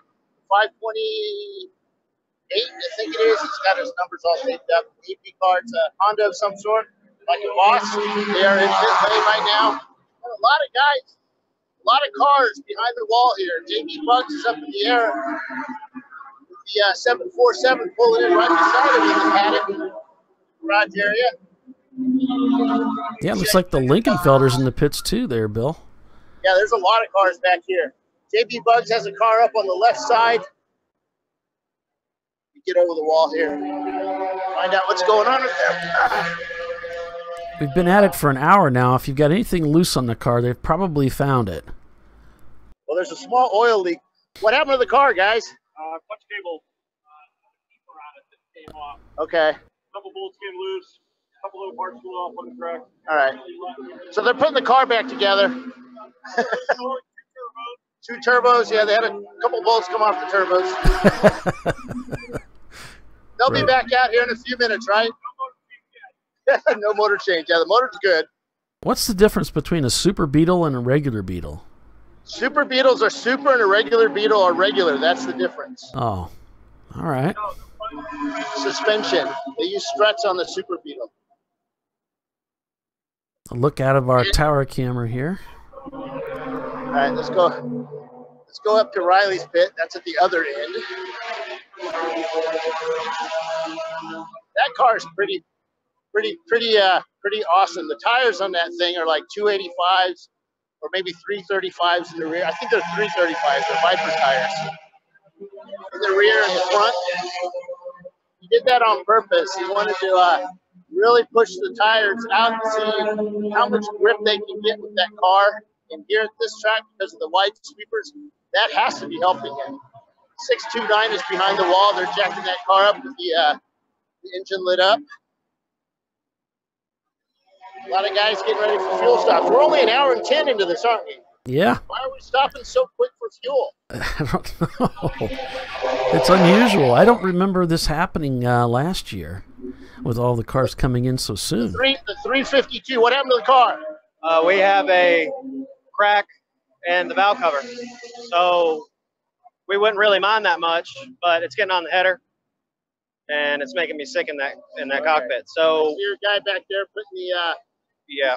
Well, we're gonna clean the surface and we're gonna try to put wet something on it to seal it up. All right, good luck out there. We got a guy over there digging up the aluminum to kind of do a cold weld on it. So effectively, KSR is leading this race in their Lexus SC300, the team that won this race, that won out here last year. Is that camera working? Yeah. Yeah, and we've got Backwoods in their EC car really is holding the overall lead of the race in their Ford, 95 Ford. 230's in pit lane. They're doing a quick alignment on that car right now. Looks like it's going to be going out. the 40 cars in pit lane right now getting fuel. They've got a nice little Cobra umbrella sitting on top of the green Miata, keeping their driver cool. Actually, there is no driver in it yet. There's a red seat. But they have the umbrella over it, keeping it cool. They've got the 74 car behind the wall here. They've got the car up there. Young ladies checking the. Oh yeah, they're taking the left front tire off the car. They've got a tie rod issue on it. We've got. Is that like Thai food? Our onboard camera, courtesy of the Crowd Control Racing team with their Mustang, which I think is hilarious. So thanks, guys, for letting us ride along with you. We had some controversy with that team this weekend. They started posting up their build, and of course the internet goes wild when anybody shows up with a nicely painted car and a few little chromey parts on it. The 448 almost runs me over down the paddock here, and he's coming down. I don't know what he's doing. Looks like he might be going back out the wrong way. The 229 car, EC car, E30, they're in pit lane right now, and they're pulling that 448 into the garage there to work on that car. But yeah, the Crowd Control Racing, they had some issues with points. They had a fiberglass hood on it. There's some controversy about what defines fiberglass versus plastic versus how much and stuff. So our new tack board, the technical, what do they call it? What's it called? Tech Advisory Committee. Tech Advisory Committee. So they talked about it last night, and they voted on what they should do, and they came back with the team and said, these are your points. I don't know what the final outcome was, but they're racing this weekend, and they're up there, right? They're top 5? Crowd Control right now. Let me take a look. They're in 5th right now. Yeah, so 5th place. It's a pretty car. It's a well put together car. We got the 800 car coming back out of the back of the paddock. You know, I love when new cars show up and they're nicely painted or nicely wrapped. I do too. And people are just waiting to see if the EC sticker goes on or not. And so, yeah. You know, and that's where I think this series is transforming. You know, we used to see cars that were not painted. We're just, you know, bent fenders, and now we're seeing these beautiful cars show up, and people really taking pride of their build. So I love seeing that in Champ Car now. Yeah, so the 800 car, I can see why they've come behind the wall here.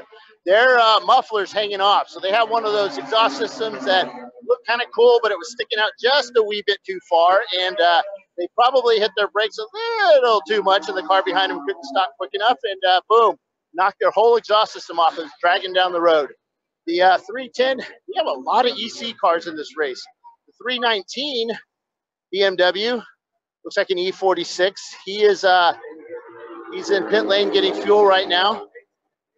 So a lot of these guys need to learn how to come into pit lane and not get so close to the walls. Give your fuel guy a little bit of room. We also have a guy over the wall that has long hair. So we have a rule going in place that's well written out next year that will say anybody with long hair outside the helmet will need to be in a balaclava. So we don't want them catching on fire, because hair does catch on fire. And we did have, the rule earlier used to read, long-haired hippie people need not apply. They've changed that now. Well, a lot Freaky of it people originally was in there. They pulled that out. The rules stated that you had to be dressed as a driver, just like you were driving. A lot of people miss that part. So they go over in a single layer suit without underwear and that kind of stuff. So I'm down here with 9-4 Racing, right? How you doing out there? We're doing good. It's early in the day, but things are going well right now. What kind of car did you guys bring out this weekend? We brought the Lexus SC300 this weekend. We have some low points for the Super already, so we're trying to get some lower points for the Lexus for next year's championship. And we thought this would be a good race to try to do that. Who are your drivers this weekend? We've got in the car right now, we've got Paul Stefaniak. Next is going to be Alan Witham. Then after him is going to be Mike Lattis, and then Don Sean. So what's up with all these guys pitting it with an hour into the race? It's those big motors, man. They drink the fuel. Yeah, that's kind of surprised a lot of us. Yeah, it is, and that's part of the game with power versus fuel consumption. It's with our 2-hour maximum driver stints, it leads to some strategy, and some of these guys might be able to make that up because they're quick and fast. So it'll be interesting to see how it plays out. You know, when I'm not doing this, I'm a one-time Bill Riley crew guy. And I was talking to them earlier, and they said they could go an hour 40 on fuel, and they come in at an hour 5. I think their driver may have been a wee bit too much on the gas pedal. Well, they had 2 pace laps too, so you know. Yeah. But hey, you know, I heard the word tossed around bromance a little bit with you and Bill Riley. So you got any comment on that? He's my buddy. I love it. That's great. Thanks, Bill. Appreciate it. All right, guys. Good luck out there. That's Brian from 94 Motorsports. I don't know if Bill Strong has more of a crush on Justin Bell or Bill Riley. So Justin Bell has some sweet hair, man. He does. I'm jelly. Yeah. I'm a little older than Justin, and he just has that really nice what do you call it? The nice coif. Is that what that is? Yeah. I'm down here in Jackie X's pit. They're all doing a little team meeting here. You guys talking secret stuff? Of course, always. Yeah, so why do you think everybody had to pit like an hour and 10 minutes?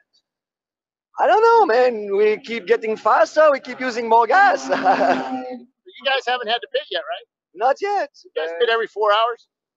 Yes. That's the secret to winning. Yeah, well, that used to be one of our strengths, but now that we have a little more power, we can't make 2 hours unless there are enough yellows. But we don't care about that. We want to have fun, so we don't want to be fuel saving all day long. So we go for it, and we'll see where it. You spent all summer at the Michael School Performance, or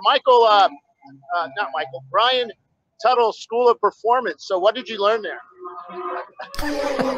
I learned that I don't have enough money to keep up. On that note, good luck out there, man. We're on board with one of the Jackie Yakes machines. This is the 935 car out here that's pedaling around the racetrack right now. Of course, they started 2 cars today. Excuse me, 935 car. It's in P22 right now. They've passed 43 cars for position. We started the race today with over 90 cars this morning. So, Bill, if you can hear me, it looks like the internet's down in the tower. Doc's offline. He sent me a message, says the internet's down. So, I don't know what's going on up there. All right. Bill Riley here. They're talking to their driver. Maybe I can talk to Tyler once he gets a fire bottle all done.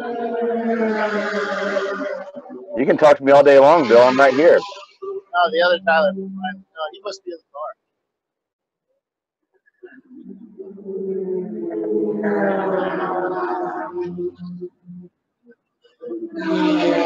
So what's up with the car, Bill? A little bit of oil pressure issue in the middle of the corner. We're going to add some oil when you come in and see how it is. So they're going to be bringing their car in here in a minute. Check that oil pressure. All right, I'm going back up to the tower, which is on the other side of the track again, and we'll.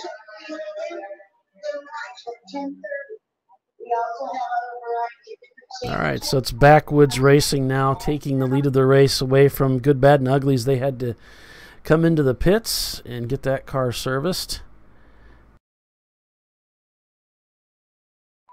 So you got a great race going up front. You got KSR and Cone Crushers, 4 seconds between each other. Then you got not banned racing about, looks like, 19 seconds off Cone Crushers. So still a good battle for the top 3 there in Champ Car, because there's that EC car in the top spot. So great battle in the top 3 already. Right, and KSR, it's just a tough team. These guys are pretty much pros at the game. They actually manage and run a pro team. They're out here this weekend with us, and these guys are tough. They won out here last year with this car, and they're out here with another crack team of drivers. This is a track that they know really well, and they know how to get around it, and they know how to win races. That's why they were my pick for the race this weekend. But we'll see. There's a lot of racing to be done yet. We've seen the complexion of a race change just in the last lap out here last year. It was the Tuttle team. One of their cars was up front leading the race, broke an axle heading down the back stretch trying to get around to take the checkered flag. It was pretty amazing. As we see one of the Mustangs up ahead getting a little loose. That could very well be our leader. There's a 3-second gap between them last time through. It's Backwoods Racing up front in that 95 Mustang. I was just talking to the red and black Mustang from Crowd Control. They're getting ready to bring their car in for fuel. Said the car's doing well, no issues with it. But they're getting ready to come in for fuel. That's another team that thought they could go a long time on fuel. But looks like they haven't. Another car down here on pit lane. It's the 234. They got the hood up on the car. 3 guys standing around the front of the engine looking at it, putting their hands up in the air. The 629 is coming down pit lane. A lot of cars in pit right now. 384 is coming in for fuel. Their guys are over the wall. The 70 car is in pit. They've put a new driver in, doing a tire change on the right rear. 230 just came down pit lane, almost run me over because I wasn't watching what I was doing. He is in the paddock right now. I'm headed up to the tower to turn back on their internet, and I'll be back in a few minutes.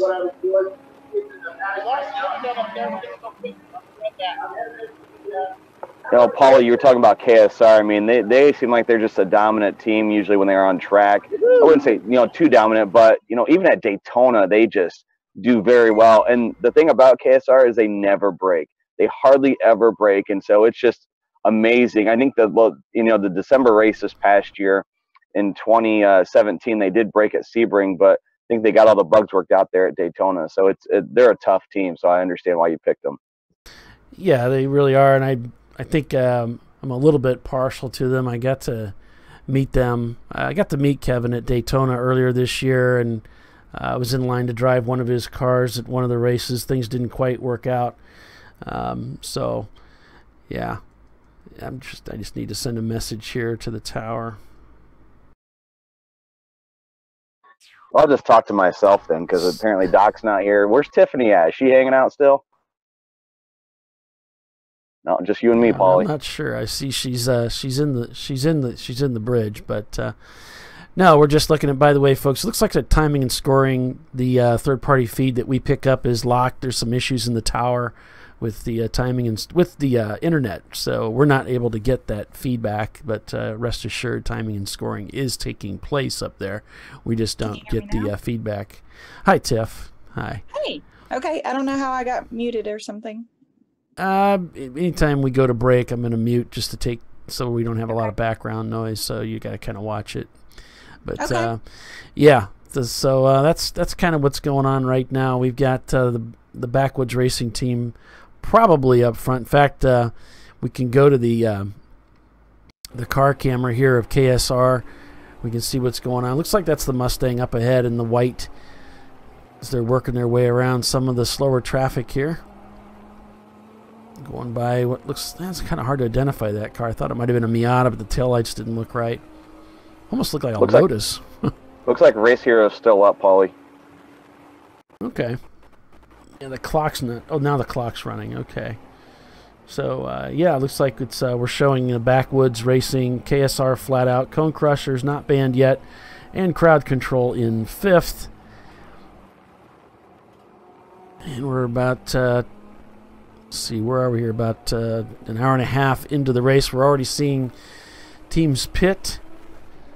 Backwoods Racing currently leading. They took over the lead from Good, Bad, and the Ugly after they pitted around 10 after the top of the hour. It looks like they're able to hold off the Lexus. They're not really getting away, but they're able to hold them off from a pass.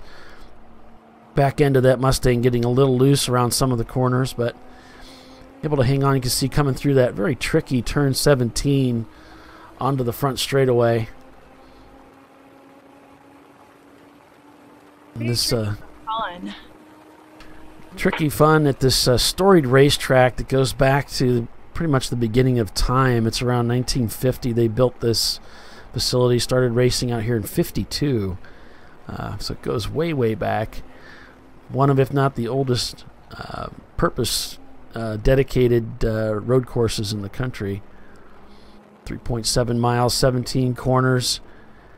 It doesn't have a lot of elevation change, but it does have a little bit of camber built into some of the corners, which is nice. That helps out with the some of the corners, getting in and out of them.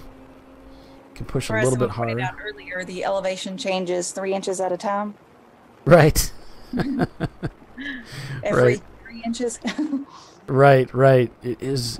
You take a pounding out here for sure, and it doesn't look like there's much chance of them changing anything in the near future. You know, that's just kind of a part of the character of Sebring. These large concrete pads with these large seams that separate them. Of course, Sebring built on an old airport, which is still an active airport, to both public and commercial and private use. You hear some tire squeal there as the Lexus works its way through some of the tighter turns here in the back area of the track. It just wouldn't be the same if they got the bumps out. It's definitely a significant characteristic of the racetrack. Yeah, I totally agree. We saw JB Bugs was in the pits earlier. They've got that car back out. They had some clutch issues. Apparently they felt that they could just bring the car in and get more out of it if they would just go ahead and bring the car in, get the clutch fixed, get back out there. They had some other parts issues that they were working on. Got that corrected, got back out. So they were also in early in the race this morning as they apparently passed under a yellow, which took place within just a couple of laps of the green flag. The number 850 car, the Mazda Miata, lost its engine on the front straightaway, and it was a pretty dramatic. I won't say they were showing off or anything, but they definitely attracted a lot of attention as they were spinning down the front straightaway in that Kelly Brothers racing machine. So we should be back up now, Paul. Okay. Thanks for that, Bill. Appreciate it. Yeah, I think that the thing with this track is people thought they could get longer on fuel, but they really can't. So those big thirsty machines are having to pit early and fuel up, so they're going to have to change their strategy a little bit. So that's another equalizer we have out there. Mm-hmm. Yeah, speaking of big and thirsty, this is the crowd control racing Mustang that's out here this weekend. Doc, you back with us? I believe so. Excellent. Looks like So, we don't... Luck was bound to run out. KSR took the lead. I can't turn them off if you'd like. I mean, it's... Yeah, thanks for that, Tiffany. Looks like KSR has just taken over the lead of the race. As KSR, Tyler. KSR. Yeah, Backwoods has tumbled down to 4th spot suddenly, so I'm not sure if they're in the pits right now. They may be. See, the easy pick was KSR. Doc went with the easy pick. Paulie went with the easy pick. I went with the underdog. I'm still thinking Not Banned Yet Racing is going to take the win. They're in 3rd place right now, 17 seconds back. Just wait and see what happens, Doc. Tyler, there are no easy picks here. My pick is in 2nd. Yeah, so then you got Tiffany's Cone Crushers up there too. So this is great. I mean, these were all pretty good picks, maybe. All right, so we're at the bottom of the hour. Stay with us, everybody. We'll be back after this quick break. Don't go anywhere.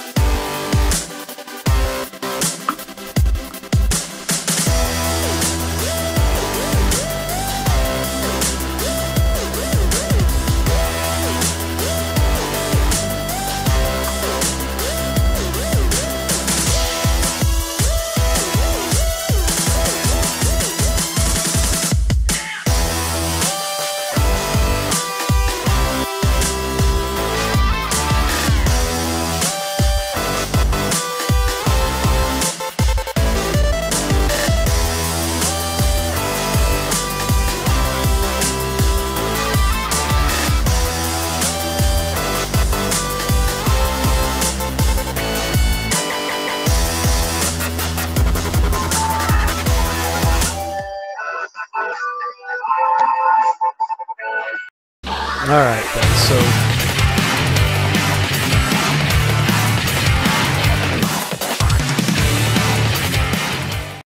welcome back, race fans, to the Marathon Coach Sebring 14 in Sebring, Florida, the Sunshine State. Paul Veltum, Doc Waldrop, Bill Strong, Tiffany Alexander, Tyler Pedersen. We got the whole crew here. We're counting down the 14 hours of endurance racing here on the ChampCar.live. It is ChampCar.live, made by racers for racers. Backwoods Racing, the team that was leading here earlier, is now in the pits, as you can see, down to 12th now. We've got teams coming into the pits to do their driver changes and take fuel, especially in some of these bigger race cars like the D-Class cars. KSR Flat Out Racing has taken over the lead here. Imagine they're going to be pitting here shortly, though, Doc. I can't imagine they're going to be out there forever. Yeah, I don't. Of course, since we have no test day here, you have no idea what your fuel consumption is. So you've got to go on your past notes. Of course, one thing not banned yet. This is their first time to Sebring, so they're going to be working blind here for the first stop at least.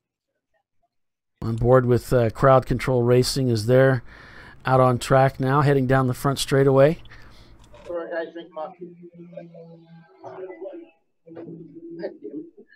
32 laps turned so far this morning. We had a full course caution with that Miata that blew its engine. They got that cleaned up really pretty quickly. Got us back to racing. Didn't take very long at all before we were able to get back to racing this morning.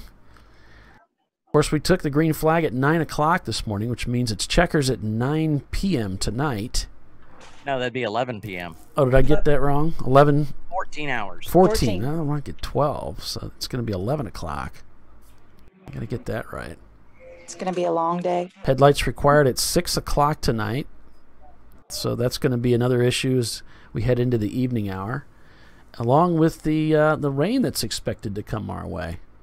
So just doing my lap counts here, Team Infinity is running in 11th place. That's, of course, Ed and the famous J30 Shark car, everybody calls it. He has an edge-lit shark fin on the roof of that car.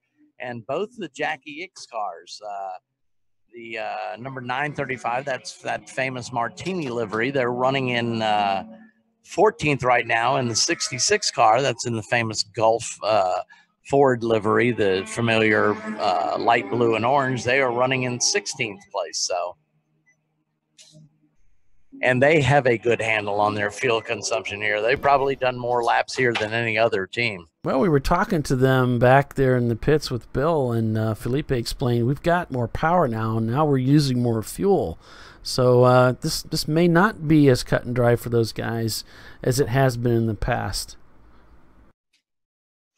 So just running down the order, other cars that we're quite familiar with, the 9.4 Motorsports car, they're being supported by Low Tide Motorsports. They're running in 9th place. Let's see, Tuttle's 107 machine is running in 18th place. Aquafia, another longtime Champ Car competitor, running in 20th place. John Carr, the Propaganda machine, is running in 21st place. KSR, another one of their cars, running in 23rd. My buddy's Running Bulls, running in 24th place right now. Yeah, it looks like Backwoods Racing tumbling down the running order down into 28th now. They must have a big problem with that EC machine. Yeah, I'd like to hear the story on that car. It's painted up kind of like the Propaganda machine. They support a local kids charity, I believe, because the car has lots of signatures on it and handprints, that sort of thing.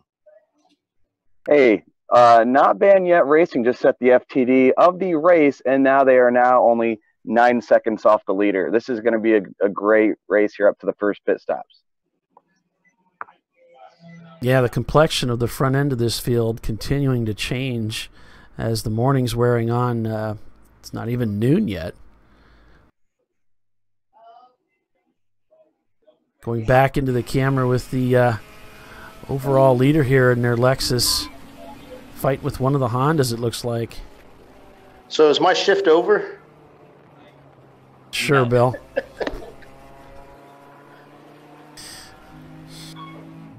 Heading out through 16 now on to through the back stretch here.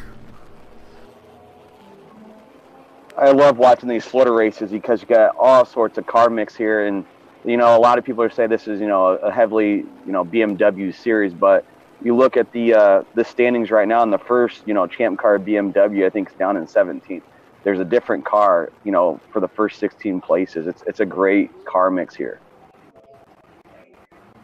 Yeah, it really is. That's one of the things that's so cool that I love to see in Champ Car is there are so many different cars out here, and love seeing that Super Beetle out here just because it is such a different car.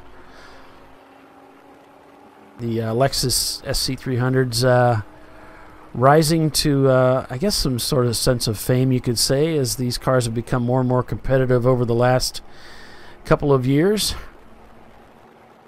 That's kind of a new thing in Champ Car. Of course, the BMWs have always been strong in Champ Car. And the Porsche 944s were coming up around that same time period. As our top 3 cars are only separated by 3 seconds.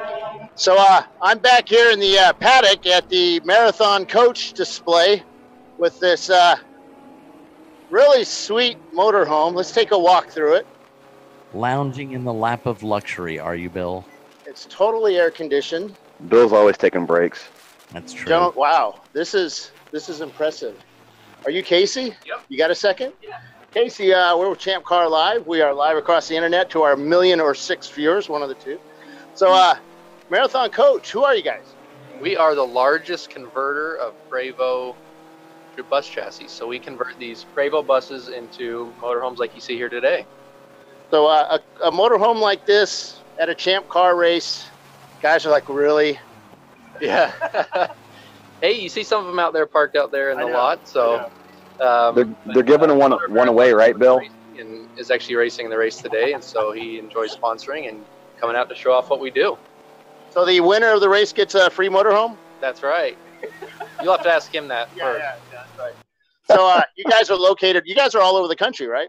Yeah, so we build these in Oregon. That's where our headquarters are. And we have a facility in Texas and then one here just north of Tampa in Florida. So show me around this motorhome. What makes these special? Well, obviously you can see everything is handcrafted. So over 10,000 man hours go into putting one of these together. We have, again, everything's from the couches to the seats. Everything is built in-house. You can see just the quality of everything. So this unit is actually a pre-owned unit, 2 years old, but you would never notice that. And in 10 years, it will look the same as it does today. Everything really sticks together, and just the quality that's in the coach. So as you walk through here in the salon, obviously a sofa and 2 recliners. You have a TV here in the slide out and a TV that drops there out of the ceiling. Even a fireplace for those cold mornings here. Oh yeah, and it's lit. And it's lit. Here's the dinette here in the area. Obviously your galley with your dishwasher and oh wow, your stove top. That is the way to go to the track. Oh, the attention to detail is ridiculous. Sub-zero refrigerator and freezer below. Wow. And you have, and it's cold. He just shut the door, and I want to go in there now. You have obviously pantries. Here's your shower and a bath behind you there. Hey, we saw one of these earlier today, didn't we? Or yesterday? And then here's your. Wow, this is bigger than my house. So it's certainly nicer than your house. Oh yeah, it is nicer than my house. Half bath back here. It doesn't have a lawn for you to mow, Bill, so that'd work perfect for you. It would be awesome. I wouldn't have to mow a lawn. I'm not allowed to touch anything. There was a sign out there: if your name is Bill Strong, please don't touch. So, well, thanks a lot. Yeah. You know, how can people go about ordering one of these or taking a closer look? Go to marathoncoach.com. You can visit our website or give us a call at any of our locations in Texas, Florida, or Oregon. Cool. All right. Thanks, man. Hey, Bill. Yeah. Bill, just to show people the attention to detail, go to the door entering the driver's compartment, right? Okay. And look at the covers to the wire looms going to the door. It's just, you know, the attention to detail. Well, the carpet's pretty insane here. Whoop, my cables got stuck as I wrecked the carpet here. Whoop, let me. Don't break anything, Bill. Oh yeah, so they have like covers, leather covers over all that stuff. Leather covers. Yeah, it looks like everybody was taking their shoes off before they went in. I didn't do that. Oops. So it's got a TV. They've got like 10 TVs in this thing. Here's one right here. I think this is one of their cheaper ones at 1.5 million or 1.9 million, I think was quoted. It's a pretty wicked coach. I have requested that the media department get one. Definitely. Not in black, because I don't want black, because that's really hard to keep clean. But maybe a white one. And uh-oh. Well, I'm headed out there right now. And the top 3 teams are all now 1.2 seconds apart from each other. So this is really going to bunch them up, and you'll probably see some pit stops here coming up with the top teams.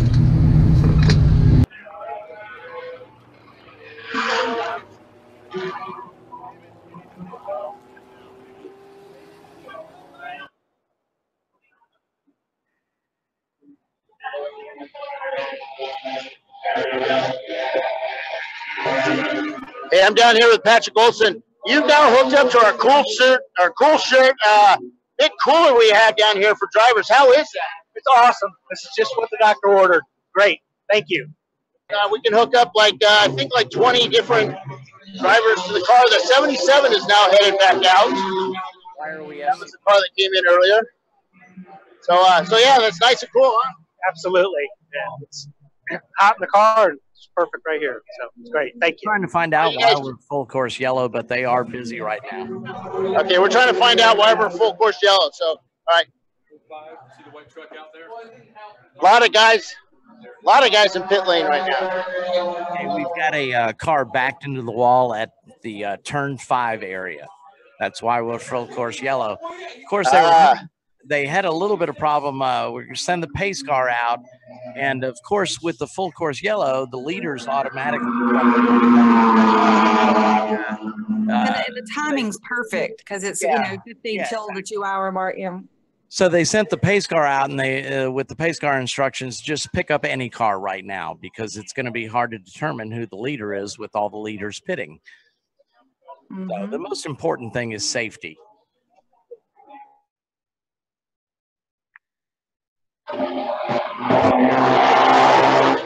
That's probably just a fluke, Tyler. I wouldn't read too much into it.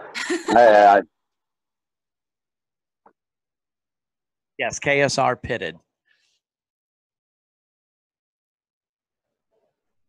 Yeah, KSR is up in fueling their car right now. One of them, it's the 226. Yeah, it's one of the Lexuses. They have 2 of them here this weekend.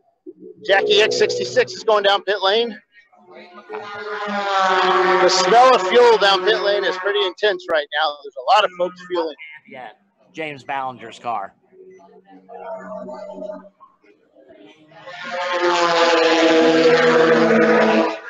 Here comes the 169. They're flagging him down.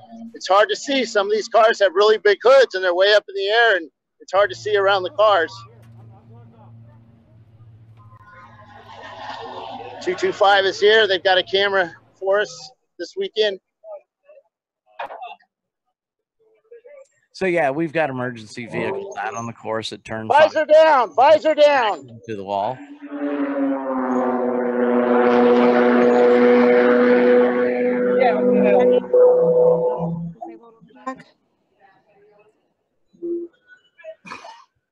Turn the car off! Bill likes yelling at people. Well, safety is #1 in this series, so power he has. So yeah, that's the only power he has. Yeah.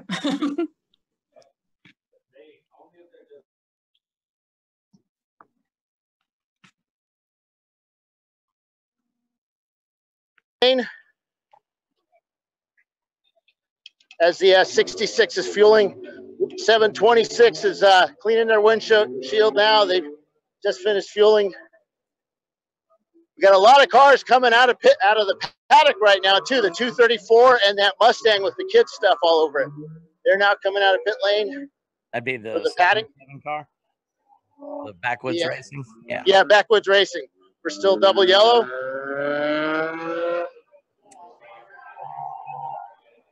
Tunnel's car is behind the pit wall. The 107. It's up on the left side. Wow. So both the Tuttle cars have run into problems early in this race.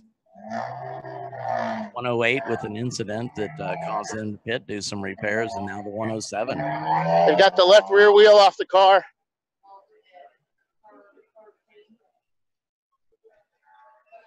Mechanics working on the bear or the brakes itself. Who's in the car? So what happened to the car out there? My dad was in it, but one of the rear axles broke. One of the axles that we got hardened. So he was just driving way too fast? It's just a rough course. Yes, it is.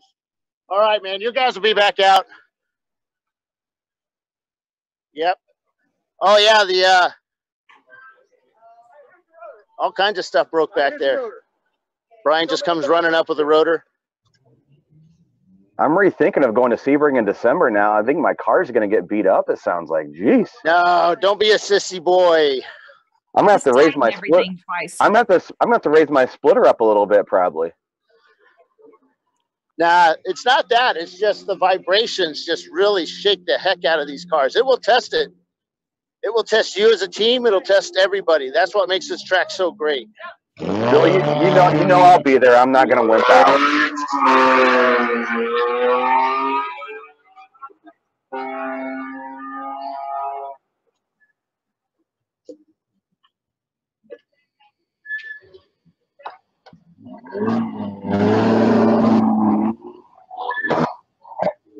225 is on their way out. In third place.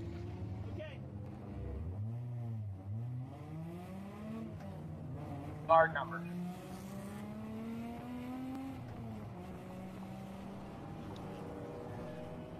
Or they should be. That narrows it down. First and second place pitted.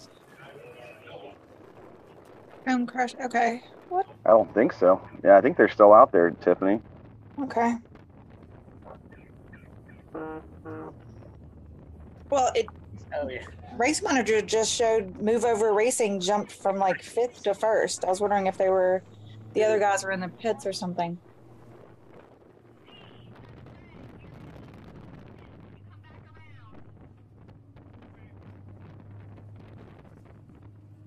Mm-hmm. Really?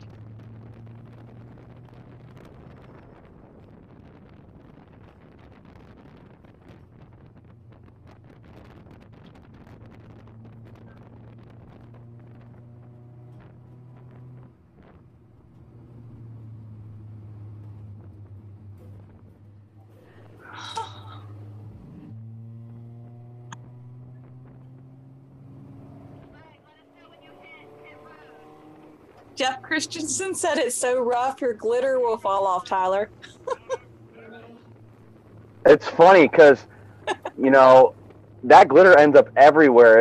I was talking with Rob Ravenstein from GMS Racing, and he said that after Gingerman, he picked up glitter at home in Pittsburgh. So I don't know how that happened.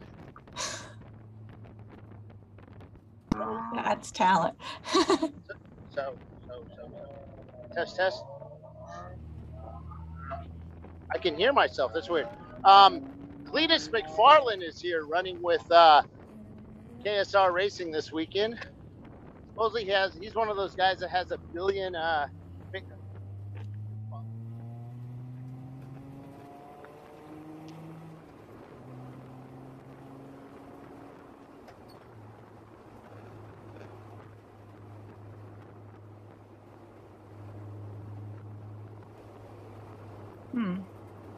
Sorry, I couldn't get a number on that car. He's on the back of the Test. in turn 5. We've got you, Bill. Hey, so yeah, Cletus McFarland is here this weekend with KSR. He's a big YouTuber. Gets like 1 bazillion hits on his videos. We'll talk with him a little later once we find him. He's driving the white KSR car. All right, thanks for that, Bill.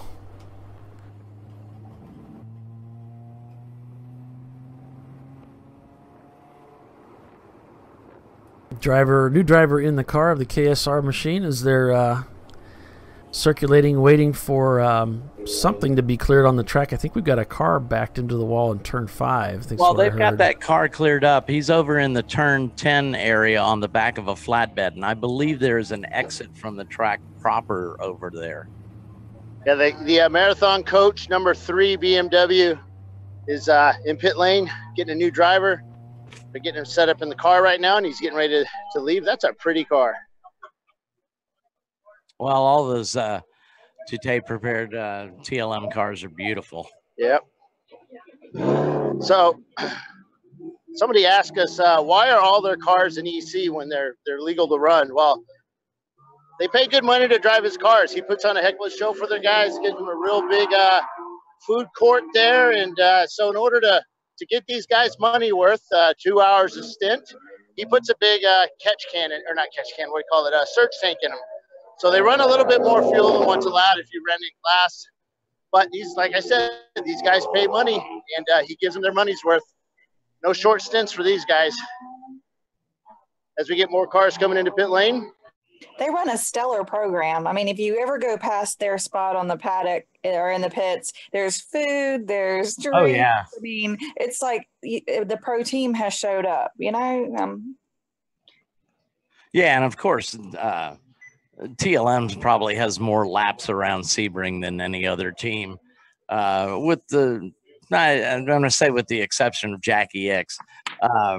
But I think David just won a race out here like last weekend. Oh, yeah? Yeah, he's they're running here, PBIR, or Homestead pretty much every weekend. I mean, that's his business. Mm-hmm. I mean, they brought out a car that's been in retirement for 4 years from the Trans Am series, had carbon panels on it, went back to steel panels, and they're racing that car now. That's the 168 car. Not bad Pretty yet, cool. going down pit lane, bouncing around like crazy. That stiff suspension it is. That's yeah, that car. That is our leader. Stiff. He is really stiff going down the pit lane here, just bouncing like crazy. Looked like a Honda with coilovers, basically. You know, a street Honda, street racer with coilovers. Back to green. Green flag. Yep. Green flag. I think Tiffany's the only person that didn't say green flag. So, Tiffany? Come on, Tiffany, get with the program. Green flag. Thank you. I'm just used to being at a race as a team owner. I've got the radio in my hand, like green, green, green, go, go. It's an exciting moment when it happens, you know?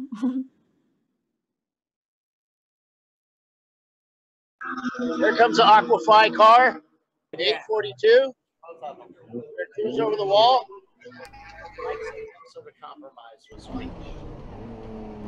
It has to be a 5 gallon only. That's not legal.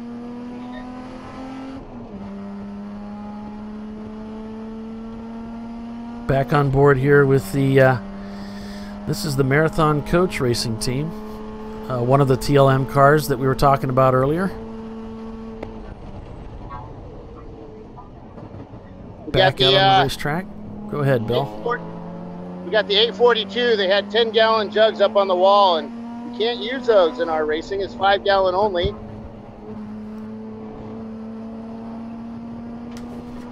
Not sure I can pick up a 10-pound fuel jug. Yeah, that's crazy. They were over the wall with a 10-gallon dump can. I told them they can't do it. 5 gallon only, so they have 5 gallon up now. They had 3 5 gallon, 3 at 10s. Yeah, that's like 70 plus pounds. Well, they're big guys. What's up? KSR's over the wall. The 226 is in as well with the 223. They get their drivers in.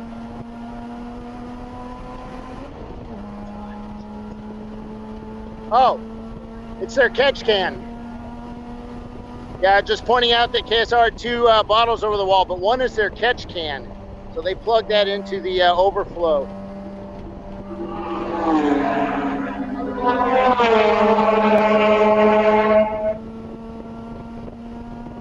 Yeah, we're on board here with the crowd control Mustang. The 246 is headed back out after extended stay on pit lane. That's a beautiful 944. This is one of the Jackie Yakes machines, the 935 car. GT30.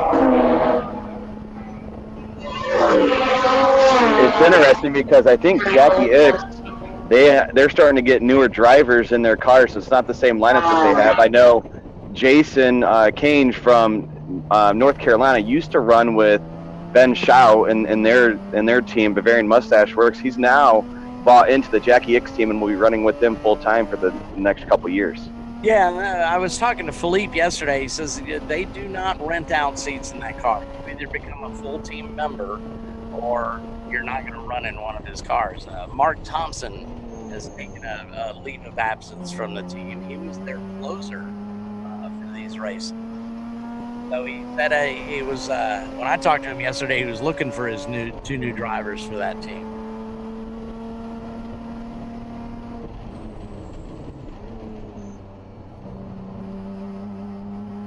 Got a Mini Cooper out running with us. It's the number 70. Let's see what that is. That is Turn 7 Motorsports.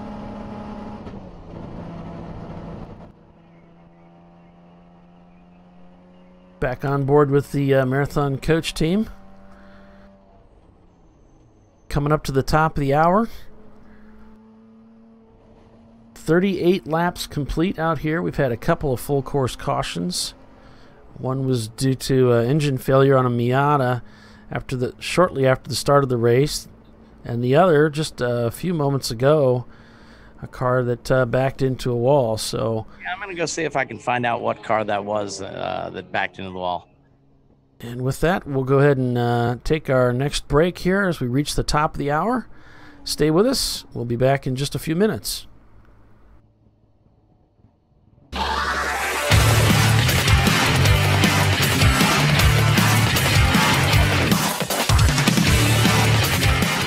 In 1977, Bill Wood set the standard for high-performance brakes. Today, every Willwood product is born from racing technology and is proudly manufactured in the USA. Engineered, designed, rigorously tested to deliver unsurpassed control on and off the track. Whether it's for cruising or absolute performance, Willwood has an application for the ultimate stopping experience. Race-proven, street-ready, drive Willwood.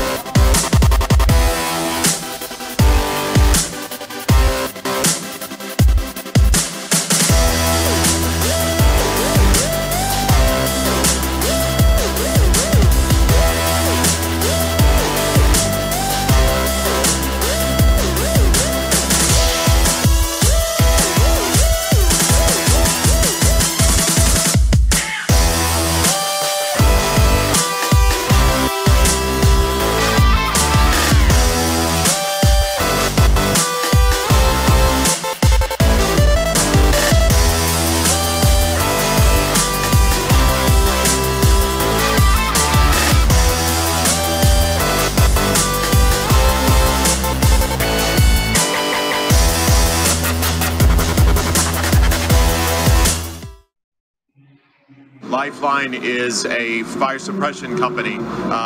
We focus on innovation and leading the market in the fire safety category. What's important to us is that we keep drivers safe, that we keep teams safe, that we spare equipment. It's motorsport, it's a dangerous environment. We certainly have gas and oil and combustibles that we're carrying along in a very dynamic environment. Fire is not uncommon. It's our job to put out the fire, make sure our drivers walk away safe, and make sure we can keep doing this. Our market-leading product is a Novec based. It's a 3M Novec fire suppressant. And what really makes us special is the delivery system. This new 8865 3620 system puts that Novec, two separate systems, puts Novec in the cockpit, Novec in the engine bay in less than a second, immediately engulfing the area with a fire extinguishant. So by flooding the area that quickly, we're able to actually put out fires.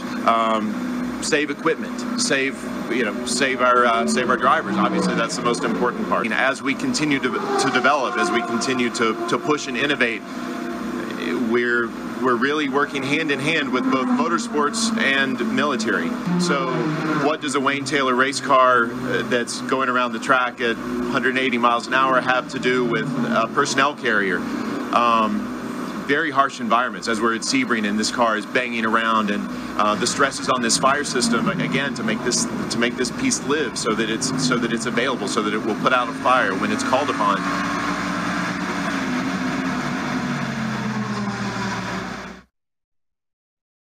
Champ Car Endurance Series is sponsored by RVA Graphics and Wraps, a custom graphics shop that specializes in the design and production of the best quality made-to-order vehicle graphics. And by Lifeline.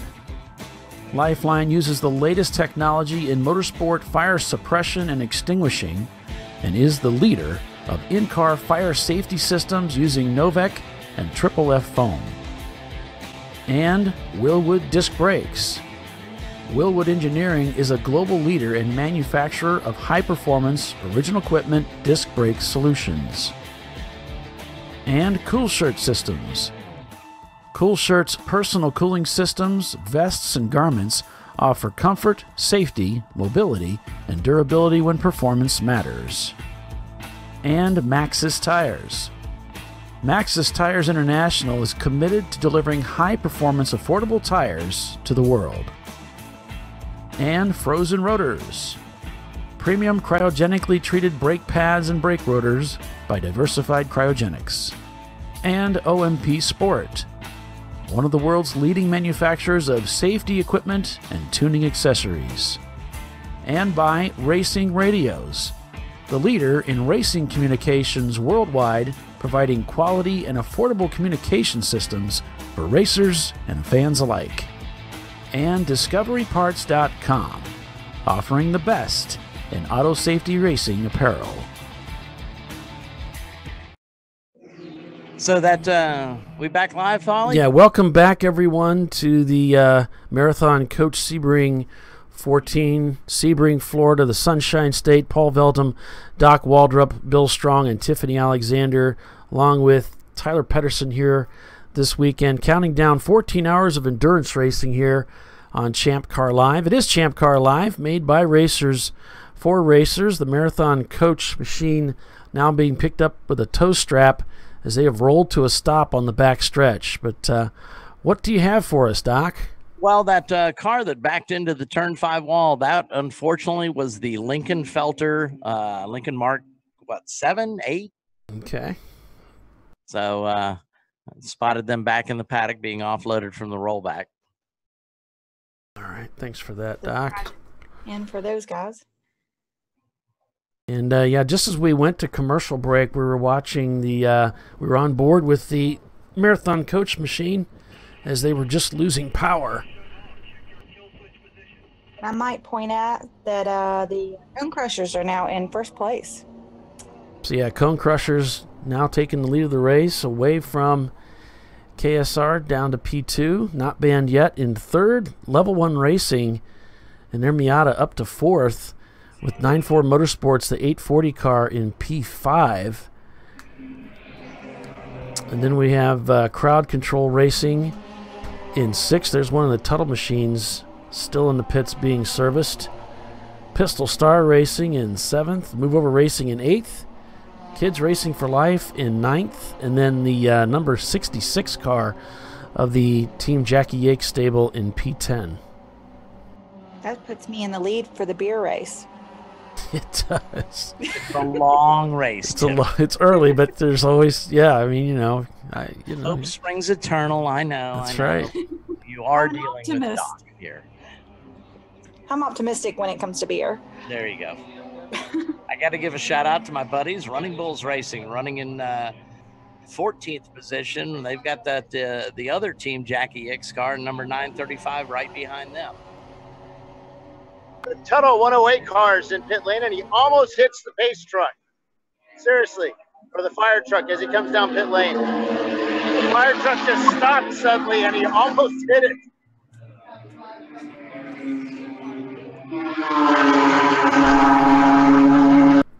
I'm glad there was no contact there.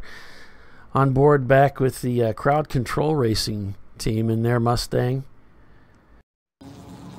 You got to give, looking at the running order, you got to give one of the cars I gave the shout out on the predictions, 412, Level 1 Racing, and that little Miata. Yeah, how about that? 4th place. I told you that car's strong here, where you wouldn't think they would be.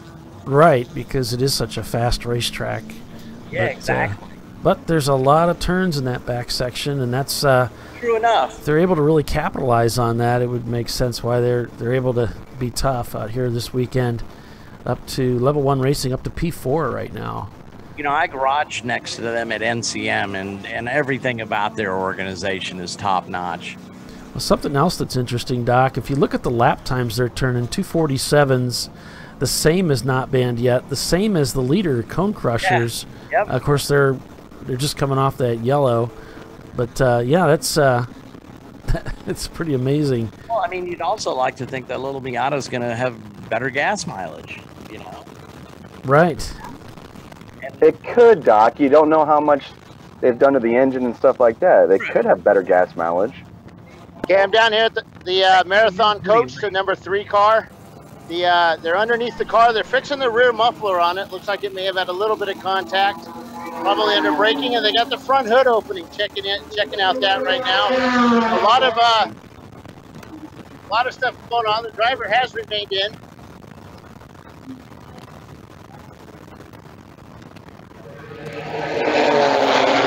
Mechanics are working on it. They got they're checking the coils. They got the coil cover off. As the mechanics look at the car. Watch it. Sounds really rough. Really rough.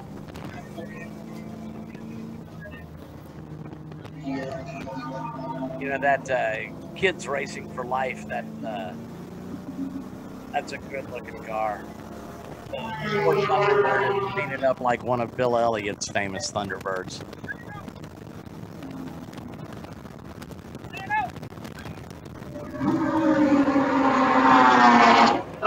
KSR currently in P2. We go on board with those guys.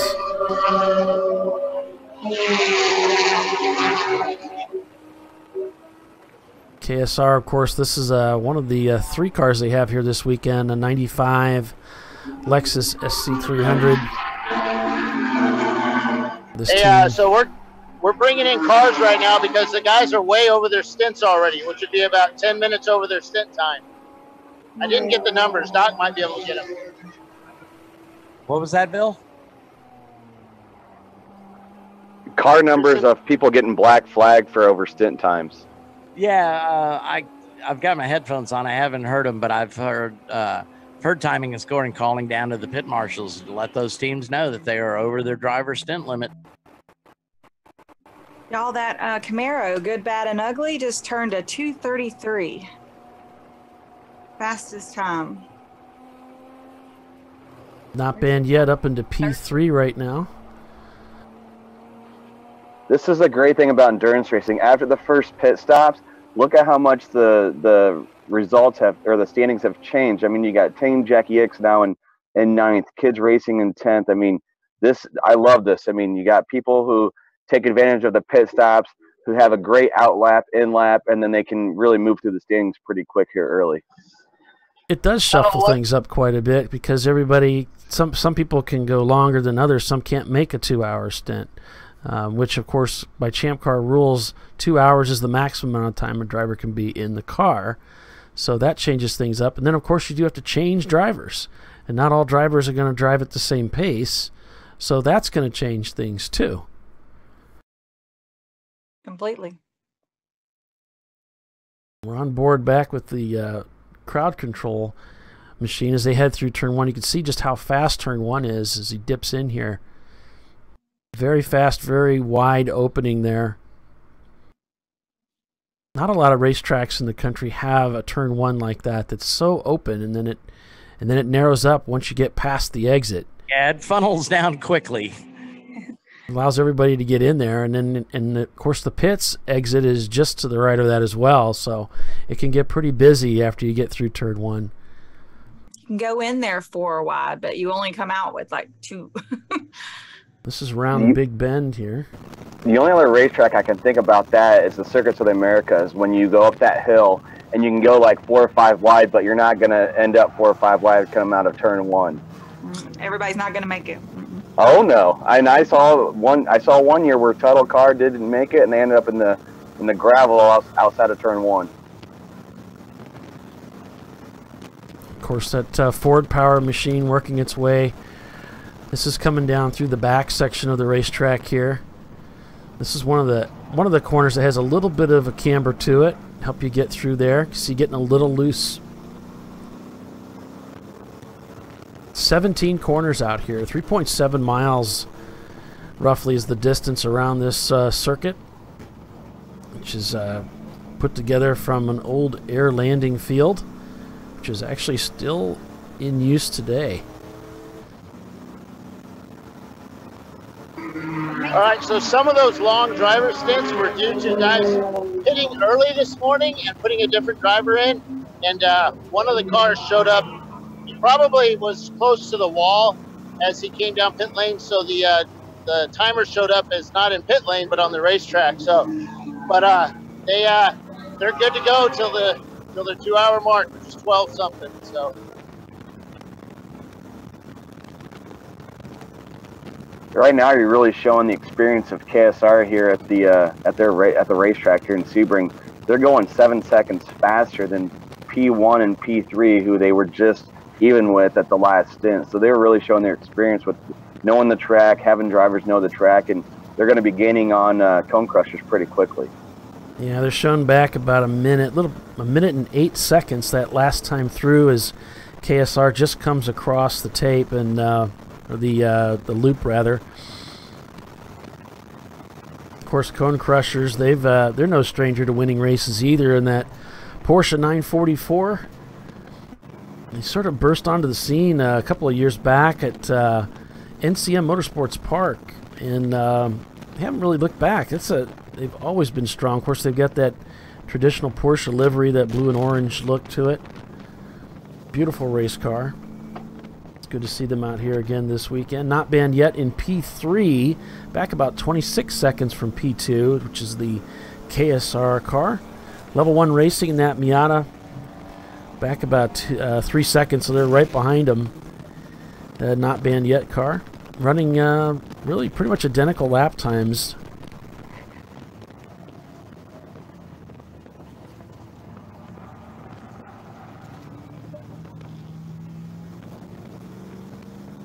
Checking some of the feeds here, and good morning to everybody watching us over on our YouTube channel in 1080.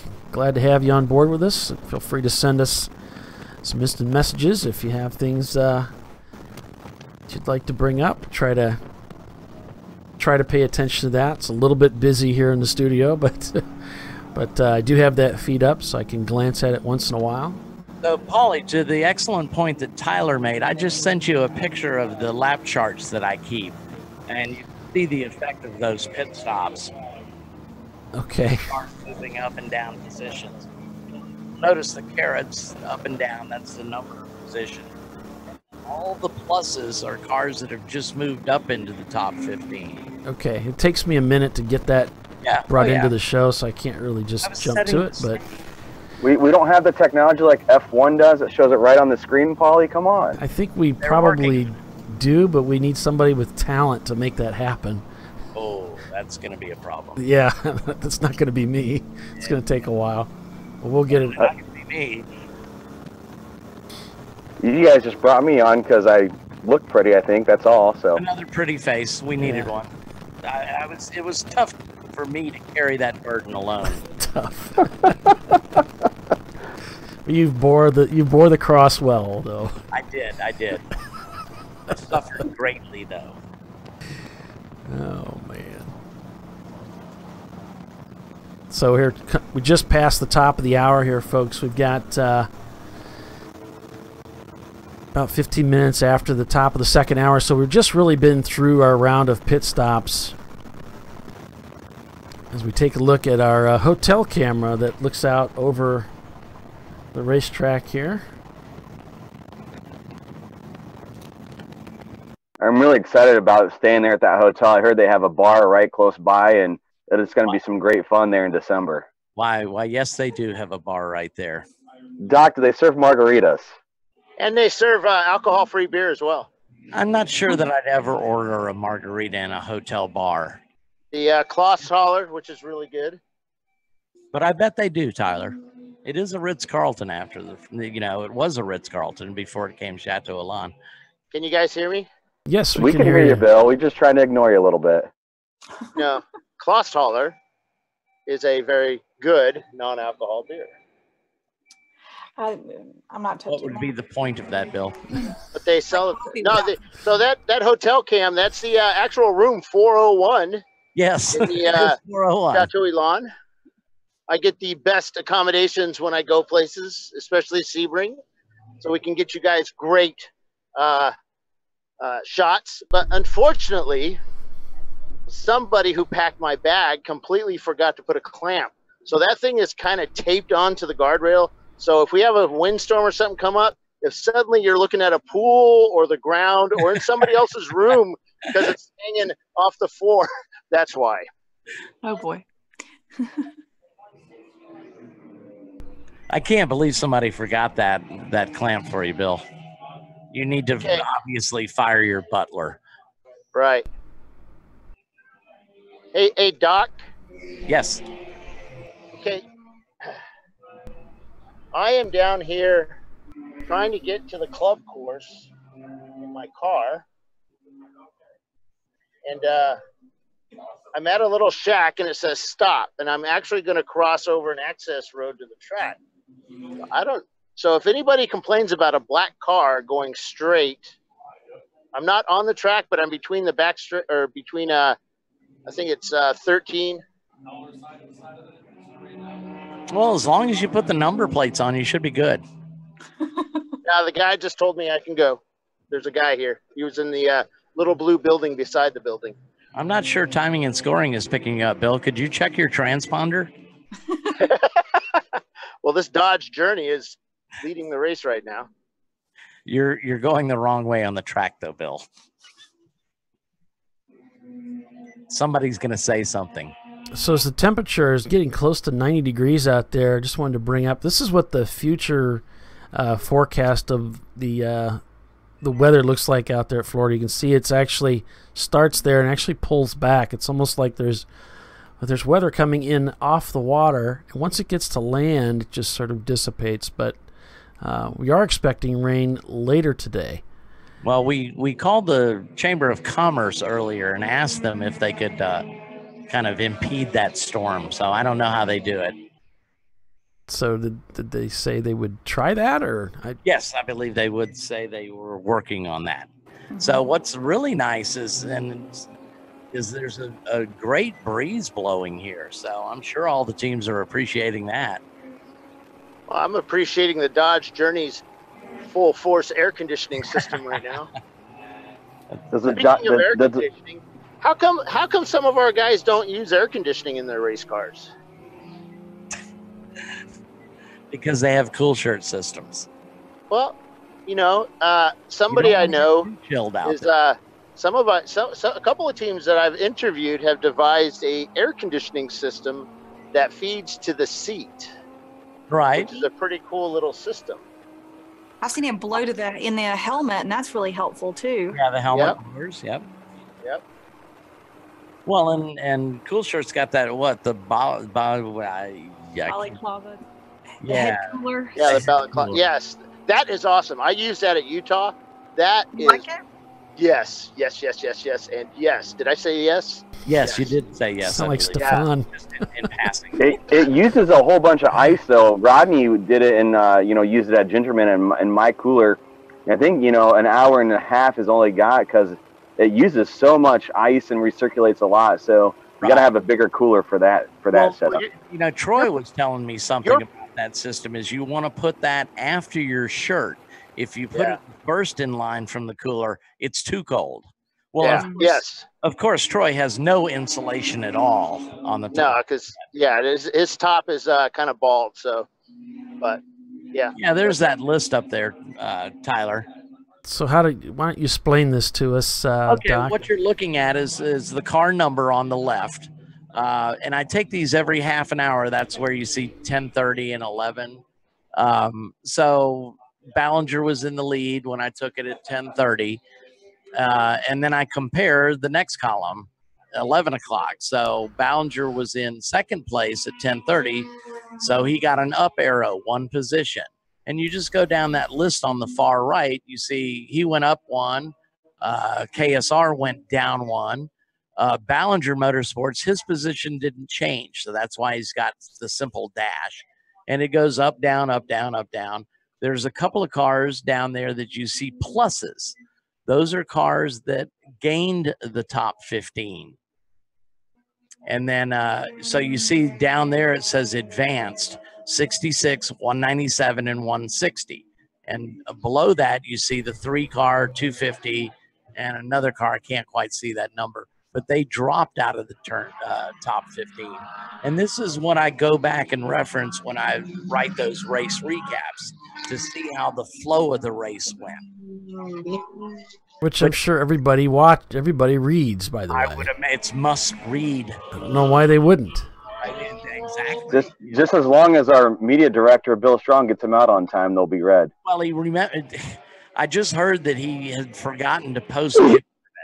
Yeah, I've been waiting for that one, and I haven't found it yet. Yeah, no, he told me yesterday. He's like, oh wait, it's on. I never published it. Oh, Uh-oh. Thanks, Bill. Yeah, somebody needs to get with him. Yeah. So on that far left, you can see all those pluses. Well, that's the effect. Those all cars top 15, and then you look. Oh, this is a cool little spot down here by the hotel turn. You might be able to see me on the camera, standing on the hill here by the flag tower. I've never been down here other than in a race car. Boy, they're really hard on the brakes as they come into this corner. Some of the faster cars. What Bill meant to say was other than on a rollback. No, I haven't been. I'm kidding. When I've been in the car, I haven't been on a rollback. I take care of my hardware. Just in the grass. You have to pay for it, right? Yeah. That's right. I'll be surprised if that Journey has all the wheels on it at the end of this show. I probably need new tires. They've got pretty strong hubs. I looked at them yesterday. So we're talking about offering a new service with Champ Car called the Champ Car Safari. For $1,000, we'll be able to get a bus and take you on the track during the race. For $1,500, we'll give you some beer cans and you can toss them at the cars. No. I'm really kidding about that. Did you guys see that in the news that in Japan they had the WEC has a race and they have this I forget what they call it, something safari bus that is takes part in the race, and people pay money to get on that and become part of the race. You know why they do that in Japan? Why? No lawyers. Ah, there you go. There you go. You know, everybody thought that was crazy. Oh my God! But then I'm thinking, going, "Oh my God, that would be so much fun." Sign me up. Champ Car Safari, sponsored by Anheuser-Busch. Yes. Did you see that at a NASCAR race? Like I said, beer can throwing. Here comes Kyle Busch, folks. Get your cans ready. Haters gonna hate. Yeah, that's right. Looks like the level 1 Miata got past Not Banned Yet Racing and is up into 3rd place now. It doesn't surprise me at all. Yeah, they were flying at NCM back there at the National Championship race. I was like, I look around and said, what is that car? It's a freaking Miata just going around everyone like they're standing still. Yeah, they were a championship contender there. Team Jackie Yakes is on the move as well, up to 7th in that 66 car, just clawing their way up. They've passed 62 cars for position to get up to where they are right now. Yeah, Next is Crowd Control Racing. Close to the back. They're running lap times up amongst the fastest of the 3 up front, so... Yeah, whatever driver they put in has been really, moving it up. Well, I mean, again, they've got so many laps here. They'll probably really turn up the wick when the driver opens his eyes. Right now, he's doing it from memory. Well, and their sister cars in P10, just a couple spots back. It seems like whenever we come to this racetrack, those two cars end up towards the front. We end up seeing them routinely in the top 10, although it's a little early in the race for that. But they've already worked their way up to the front here. An hour and a half into the race. Is that right? We started at 9, and it's 2 hours, 2.5 hours into the race, excuse me. As we reach the bottom of the hour, we step away for a quick commercial break, and we'll be right back. Stay with us, everyone.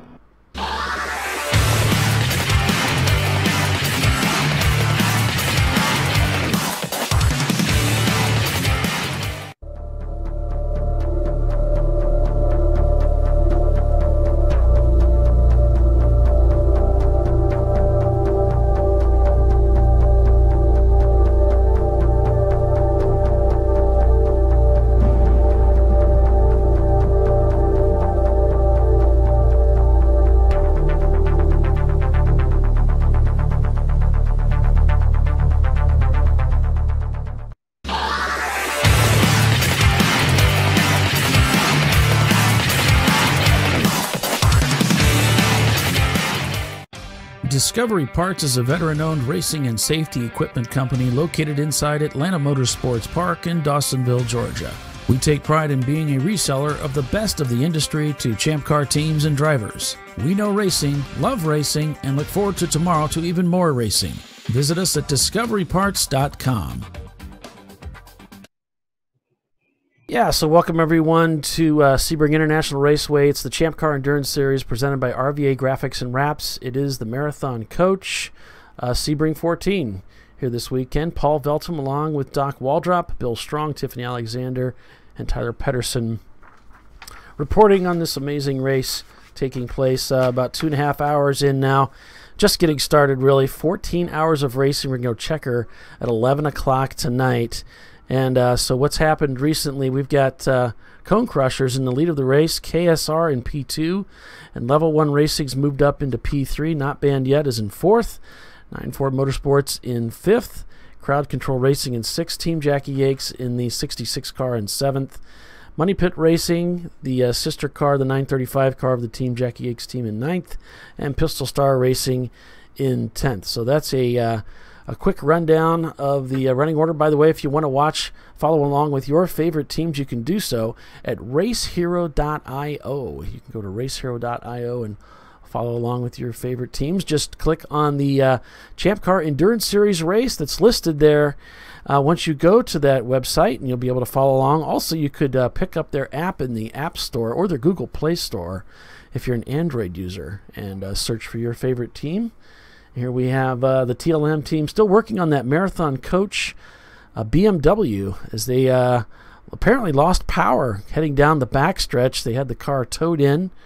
We got the car brought in, and they've been working on it ever since, trying to get that car sorted so they can get back out onto the racetrack. You know, just looking at this, your top 4 cars, they're more or less in touch with each other, but 5th on down, they're already a lap down. So the pace out there is blistering. Not as blistering as Gingerman in the wet and going down a lap within 15 minutes. Yeah, well, of course, each track is different. I mean, Sebring is, how long is Gingerman? How long is that course? It's about 2.5 miles long. Yeah, Sebring's much longer. Yeah, you get 3.7 miles, so 3 3/4 mile run. Pretty significant lap times or distance, but it's also a faster racetrack too. And the heat out here this weekend, boy, that Florida heat is really kicking. As we head up into the 90s out here. I don't know. NCM is the hottest race I can recall being at in a long time. My gosh, it was out there. That was pretty awful. No wind. It was blistering. Yes, blistering. I like that. But here, like I said, I mean, I know it's hot out there and it's humid, but at least there's a slight breeze blowing. So and it's blowing towards pit row. Yeah, NCM was the first race that I ever drove in, where I actually got heat sick just on Friday, the practice day. I think I was in the car for a half an hour, and didn't think much of it until I got out of the car, and then it messed me up for the rest of the weekend. Well, and that adrenaline, you know, kind of goes down and your body takes over again.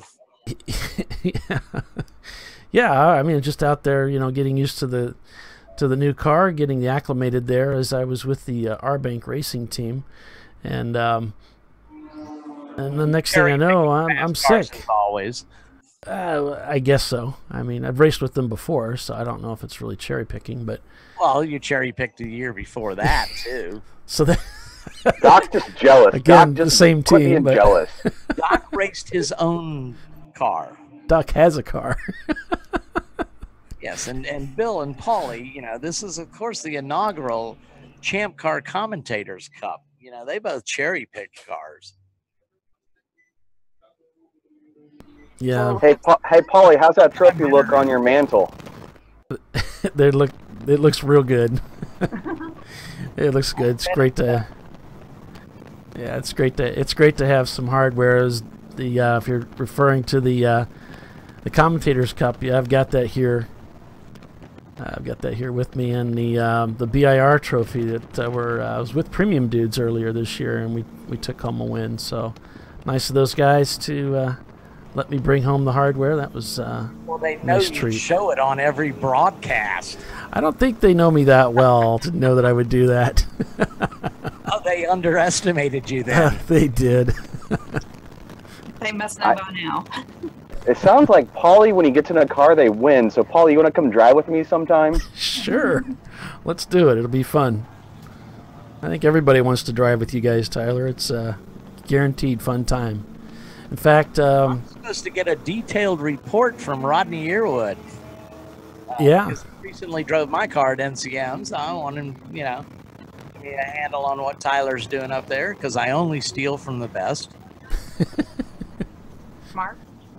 Cone Crusher's just coming across the loop with a 243 that last time through. KSR a 240, not banned yet, a 246. Lap time's down just a little bit. I've got this great view down to that turn 7 hairpin, and I mean, some of these cars are just getting blown away. Probably a 40-mile-an-hour speed differential. So Troy Trulio just sent me a message. He said, next time you have a competition with Doc or Bill, you can drive for me. That'll give you a slight advantage. Well, look, I've raced against Troy's car. It should be a huge advantage. Okay. Well, I don't know. I think he's talking about the new car. The new car, yes, and out of the Biohazard Skunk Works. Yeah. That car's looking pretty sweet. It's looking pretty sweet. And yeah. See what those pictures have done to the VPI table, though. It's unbelievable. I don't think it'll do much to it. I mean, he's really just working on some of the structure problems that the car has, you know, like pedals and stuff like that. That's the same. Mostly it's about weight. He has removed every ounce of not usable weight. And I told him he needs to work a little harder because I keep gaining weight. So I was going to say, he probably won't want me in the car. I've got a lot of unnecessary weight. You know that Biohazard and Biohazard 2 are not unbeatable. They have been beat just as many times as they've won. So, you know, Troy's beatable. I have beat him a lot of times. A lot. I can probably count them on my fingers. Yeah. All of them. Maybe toes. But he didn't have a microphone? Huh? Because he doesn't have a microphone? To fight back? Oh, that he's not on? Yeah. Troy, you should call in, buddy. 555-1212. Well, since Troy's listening, I just need to push him because I'm supposed to drive that car AMP, the new car. So he needs to have it done and tested before the end of October. So we're about a month away. So Troy, I hope you're in the garage working on it right now. He should be out testing it is what he should be doing. Right, Troy? Hey Bill, you can count as many times on your hand that you've beaten Troy. Is that the same way for the wins you have as well?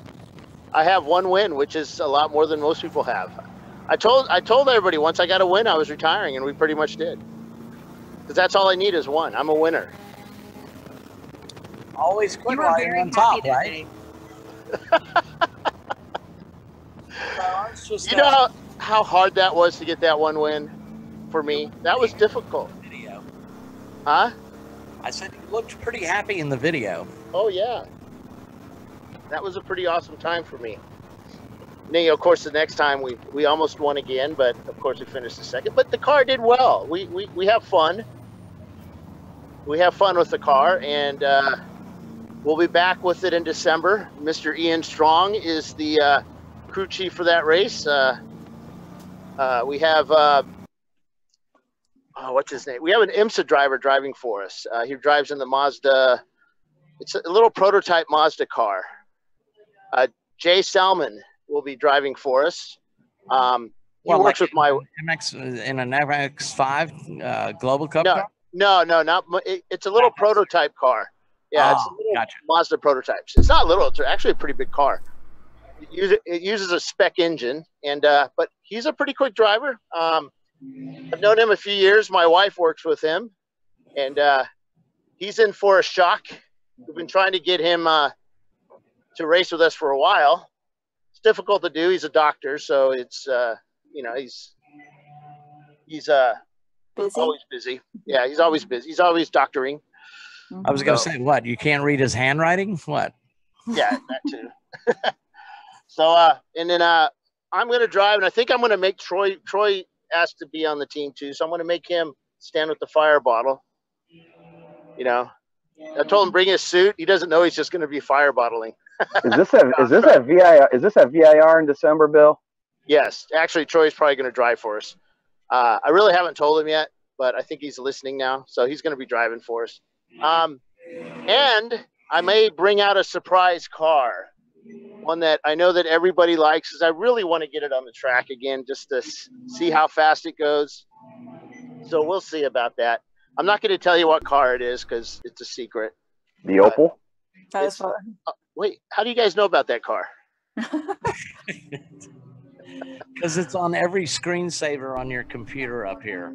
Yes, it is. I love that car. It's a great picture. It's a great car. It's not as fast as some of these high dollar items out here, but it's a lot faster than it was. Let me tell you, it's a lot faster. We can actually spin the tires to where we do smoky burnouts in the dirt. So it's going to be a fun car. I may bring it out just to do maybe a stint or two in it, just to see what it's like. Well, we've got a lot of people watching with us, but unfortunately the broadcast software is locked up on us a few minutes ago, and it's just kind of going downhill further and further. I can't make any switches. So I know you're enjoying the black screen that you're looking at right now, for those of you that are actually watching the show.